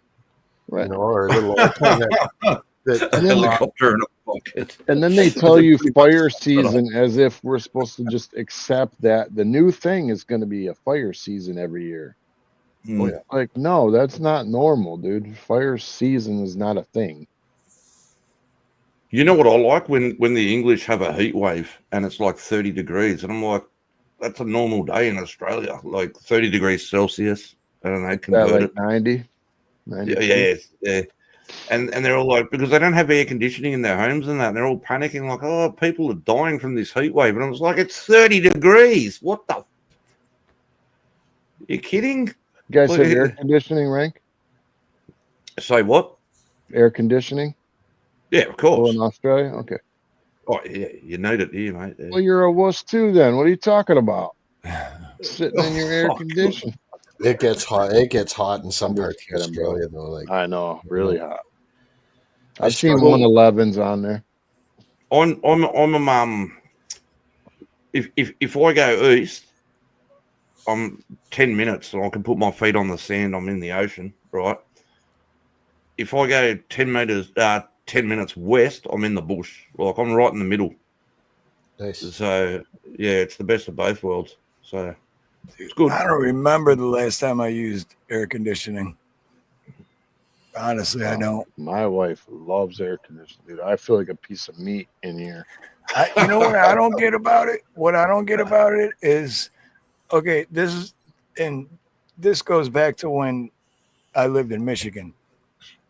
So it's like, oh man, it's wintertime. It's so cold. Turn the heat on. Oh, turn the heat up. Turn the heat up. And then, oh, it's summertime. Turn the AC on. Make it cold. Yeah. It's like, well, what the fuck? You were just bitching about being cold. Now you want it to be cold. And then vice versa. Like, now it's cold. Now I want it to be warm. That's why I love fucking Hawaii, dude, because it's just the same all year long. That's and nice. people still use AC, which is nice when I go to customers' houses and they got central air, and I'll be sweating my ass off, and I go and I'm like, oh fuck, it feels nice in here. But And you got turtles, so yeah. I think it's easier. It's easier to acclimatize if it is always the same temperature like that. Like I'm one of those people that struggle once it's over 80 or even 85 Fahrenheit. I'm like, whoa, because I just went through winter, So like I've kind of acclimatized to super, super cold. This is exactly. This is way off topic. And that's like when, real quick, Dave, but that's like when Dave makes fun of me of like, I'm like, dude, if it gets below like 70 degrees here, I'm cold. And he's like, oh, book pussy, man. I didn't say that word. My body is accumulated to the weather. So, but I grew up in Michigan, so I know what negative 15 feels like. Well, you know what I mean? But here, I've lived here for so long. It's like, yeah, that's cold. 65 is cold. What's up, as if, brother? What's up? You know what nearly killed me? Like, I swear to God, because I'm used to the Australian climate and it's obviously warmer. Like, our winters aren't overly cold; they can be bad. When I went to Chicago in the winter, I thought I was going to die. Hey, yeah, you don't want to go to Chicago in the winter. That's like going to Detroit in the winter. The wind coming off Lake Michigan and everything, I couldn't believe it. Like, wow, like, yeah, it can get way beyond deadly cold. Like, you can have deadly cold and then drop the temperature 20 or 30 degrees, and that's what you can have. I threw you a chat there, Steve. Well, JM in Chicago when I was there, like, I understood, like, all these homeless people, all the homeless people sitting out the front of the stores because they've all got the heating and the central heating, and they get the warm breeze coming out from the shops. Yeah. So that's what they camp outside the bloody like the Targets or whatever the stores are in Chicago to try and get the warm air to try and bloody survive. Yeah, and over the subway ventilation. Yeah, it's crazy. It was just so dystopian. Like I'd never seen anything like it. Yeah, Did you guys? crazy. This is off topic, but did you guys see? It's not Disney World. It's Sea World. That the orca killed the trainer. Yes. The 5-year trainer. Yeah, Which my time? missus. Yeah, Oh, my miss. God. My missus.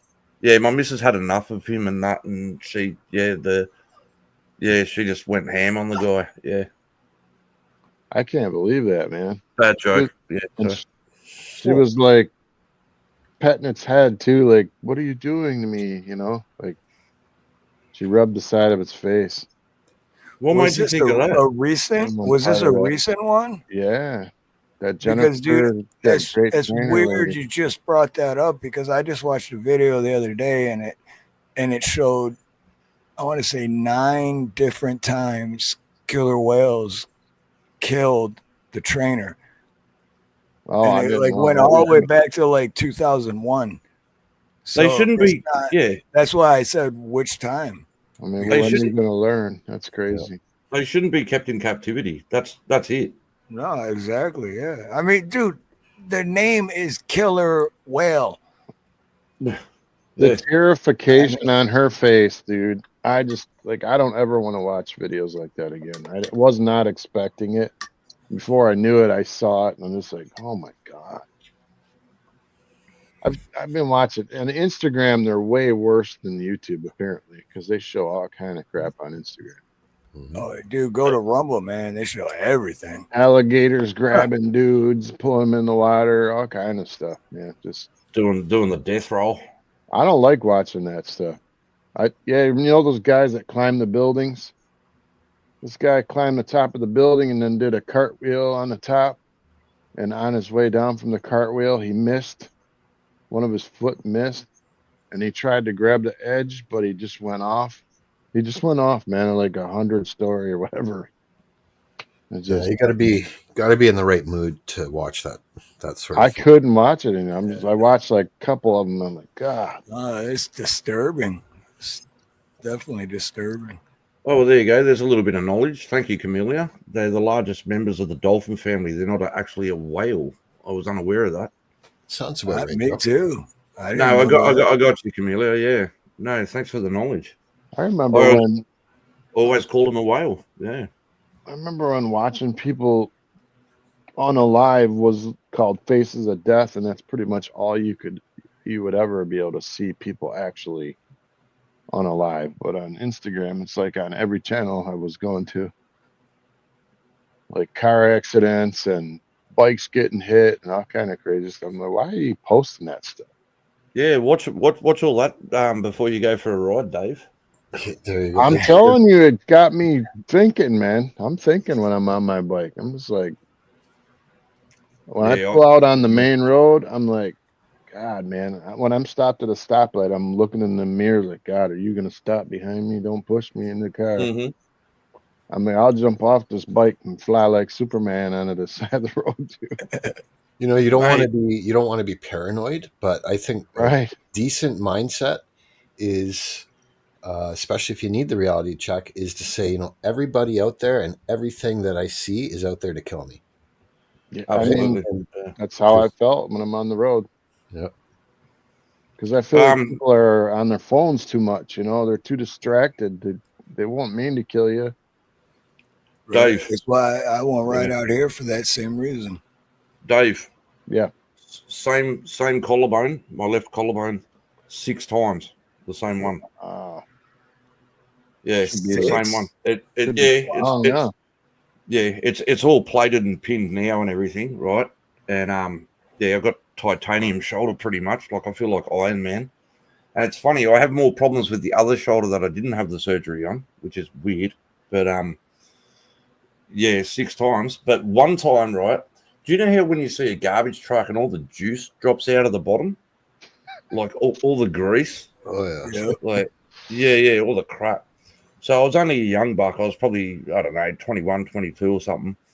And I'm doing like walking pace, taking a left-hand turn, and the front tire hit the garbage juice and just washed out, and I just went and landed on my collarbone, and I heard it and felt it snap.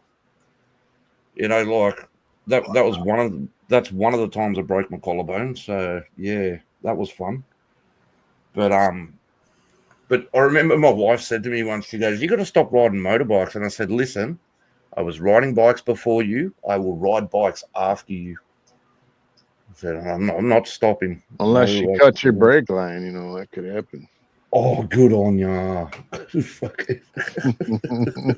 That's when you got to downshift. What you do to the teenagers that keep taking the car out, you just unplug a couple wires from the spark plugs or something. I was going to say, take out the spark plugs. Yeah. Not going to fall for a banana in the tailpipe, though. I watched a video the other day. I ain't falling for no banana in the tailpipe. You're watching too many movies now. The other day, I watched this guy. He put like 100 kazoos together with duct tape and shoved them in each one of the exhausts. So she went down the street. It was like, and she got out so bad, and she took them, threw them on the yard, and went to work. Oh no, that's hilarious, dude. I bought something. I don't know if you remember Sean, Dave, if you remember Sean Owens, but before he passed, I bought it from one of those gag gift places, and it was a thing you stick in the muffler, like what you were just saying, like a bunch of kazoos or whatever. Yeah. And the faster you went, the louder it got. And then, so he came over, and then when he was in, I ran out. I put it in his muffler tailpipe, and then it came back in. The whole time, I'm trying not to laugh because I knew what was going to happen. And then when he's leaving, and I'm still trying not to crack up. And as soon as he left, I just started cracking up. So he starts taking off and nothing. And then you hear, and then the further he got away, the louder it got. We were laughing so hard. And then the next time we seen him, we were like, "Hey man, when he took off last time, what the hell's going?" He's like, "Oh man, I found it." He's like, "They put this thing in your tailpipe so that squirrels don't get in there." See, Dave, hey, Dave, isn't this the kind of friend you want? Hey, I know, we're friends forever. It's a harmless prank. You didn't hurt anybody. That's the kind of friends I want. I don't think we prank each other very often. Oh, that's great. Oh, that's so good. As if wants to come up for a minute. I don't know if we're. I dropped it. Okay, we got like 10 minutes. Okay. 10 minutes left. But well, I'll say my goodbyes now then. Thanks for having me up again, Dave. Go Cowboys. JM, great to chat with you. You too. Everybody in chat, make sure you hit the like button, then unlike it, and then hit it again because you double up the likes. So hit the unlike, unlike it, and then like it again. Yeah. Tell me why you like the Cowboys and you live in Australia. You have to tell me this story. Well, my father lives in Texas, mate. Okay. So everybody goes, "Oh, he's an Aussie, he's an Aussie, he's an Aussie." Oh, what? Shut up. Yeah, whatever. All right. This is where I live. I would dead set. I was going to move to the States years ago, but we ended up having children, so life changed. Yeah. And then so I'd have to get them passports and this and that and the other and yada yada and. I was going to make the move and go stateside, and then just decided not staying here. So you come here with that voice, you'll have a job in 5 minutes. Yeah, they like them. I'm telling you, they like that Australian. Yeah. I don't know what to call it. Well, there's a funny story about a guy. I was just actually telling my boy the other day. A guy got locked up in LA prison, and he was shitting himself. But he was just drunken behavior, and he was locked up in the jail and that, and he didn't know what to do. He thought, like, you see all the movies, he thought he was just going to get raped and everything, like, you know, like this is going to be bad. So he just started telling people of how he fought kangaroos and wrestled crocodiles and that, and they were like, yeah. And apparently he was like the biggest hit in the prison, and everyone was like, this is my mate, this is my Aussie mate in the jail. And he was like, mate, it was the he goes it was the best, he got the best time ever. Did you see Garrett's comment? No, I did not. This guy I follow put out a picture of Tim Walz in a cheerleader uniform, and it says the Vikings Gage added a third guy to the cheer squad. Oh yeah, because he's the governor of Minnesota, isn't he? Yeah, I just saw there's a dude cheerleader. Yeah, there's two. There's two of them. Yeah. Jerry Jones, dude. What is wrong with you, man? Yeah. Didn't they learn from the money? Didn't they learn from the Bud Light and Dylan Mulvaney fiasco? Like how well that worked out? And then then Harley followed him, dude, a little bit. Oh, they did, didn't for a they? minute. Yeah, that didn't work. That's why I didn't want to buy a bike. There's always been dude cheerleaders, though. There's always been dude cheerleaders. Not dressed like chicks. Not. Well, no, not dressed like chicks, no. But go have a look, Steve. It's some brain rot, mate. Yeah, I got out of. I'm so done with politics, man. Yeah, so done with politics. Well, I can't get enough of it. I love it. What would you say to your kids, honestly? Like, I want to be a cheerleader, and then they dress like a girl. Then what are you gonna say to them? Are you gonna like say, okay? You're like, man, the fuck up. No, you know what? I don't know what I Boys would have say. penises and women have vaginas. That was Arnold Boys and Schwarzenegger movie. boys cannot reproduce. Women and women cannot reproduce. Only men and women can reproduce. So, man, the fuck up. Are they still And use teaching your biology 101 in school? They need to listen to some Mr. Rogers, right? Oh, Mr. Rogers yeah. actually said it straight decades ago. I love. Why do I know that name? Who's Mr. Rogers? Oh, And yeah. Then they gave him his grant too. After saying all that stuff, they gave him more funding for the, was it PBS or PBS? Yep. Yeah, PBS. They gave him his funding. Call, Jam. Yeah, That's true. I think the guy even said, we need more people like you in the United States or something. They said, you're granted your cash. And he was like, thank you, sir. Did you see, what Eddie sorry, Murphy's version of Mr. Rogers? Saturday Night Live. Oh, yeah. Mr. Rogers' Neighborhood. He goes, this is how you answer the door in my neighborhood, boys and girls. He goes, who is it? He goes, oh, no, I'm going to have to go early, boys and girls. It's the landlord. He goes, I'm not going to use the door. I'm going to use the window. Oh, it was so funny. Look, I never heard that one before. Oh, it's so good. You got to look it up. Mr. Rogers' Neighborhood. Eddie Murphy. He's freaking Yeah, hilarious. that was great. It was SNL. Yeah, it ran good for skit. weeks. Yeah, it's like the church lady. It was like any other classic. Or he does like the buckwheat. Eddie Murphy. Yeah, so funny. Eddie Murphy's old one where he did the stand up and it was saying about a G.I. Joe up his ass. Which one was that? Does anybody remember that? You could probably find it on YouTube. Eddie Murphy, where he does stand up, like it's probably from the '90s, the early '90s. And he's on Either There's Raw Yeah. or Delirious. Yeah, two of them. Oh, Raw Delirious. and Delirious. Yeah, you just said it. Delirious. Yeah, that one. Mate, oh my God. I think Delirious was the first one, and then Raw, or vice versa, but then Raw was the second one. But I'm on half, Eddie. I'm on half. Eddie, I know you, Mr. Fuck You Man. Fuck you, man. Hey, fuck you, Eddie. I know you. I want half, How did I Eddie. start? I knew I it. want half. What I was going to say, you can't do half those jokes now. You can't. No one, mate. You're getting cancelled straight away. You try to do those jokes. Well, the other thing is Eddie Murphy himself wouldn't even do those jokes now because he kind of sold out. Yeah. Later, as if I thought you were coming up, brother.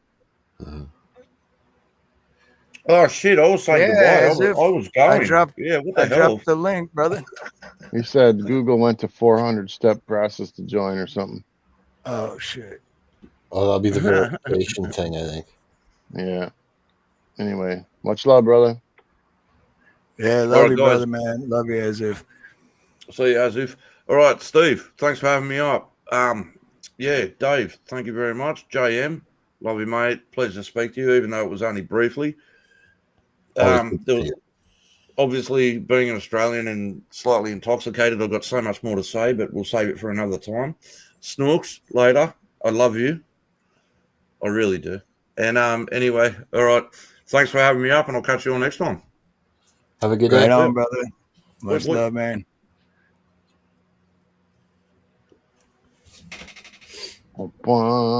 Final thoughts? I was gonna just add. I was just gonna add in there too. Another one that would be great to reenact. I was thinking about doing it. Would be that Chris Farley, the fat man in a little coat. Fat man in a little coat. And the one where he dives onto the coffee table. I think that was like right after that scene. Yeah, or when he's like, I live in a van down by the river. Mm-hmm. Exactly. Well, thanks for having me up, guys. It's always fun. I look forward to seeing this on Dave's channel next week. Yep. Much Yeah, love I'm to gonna set everyone. it up.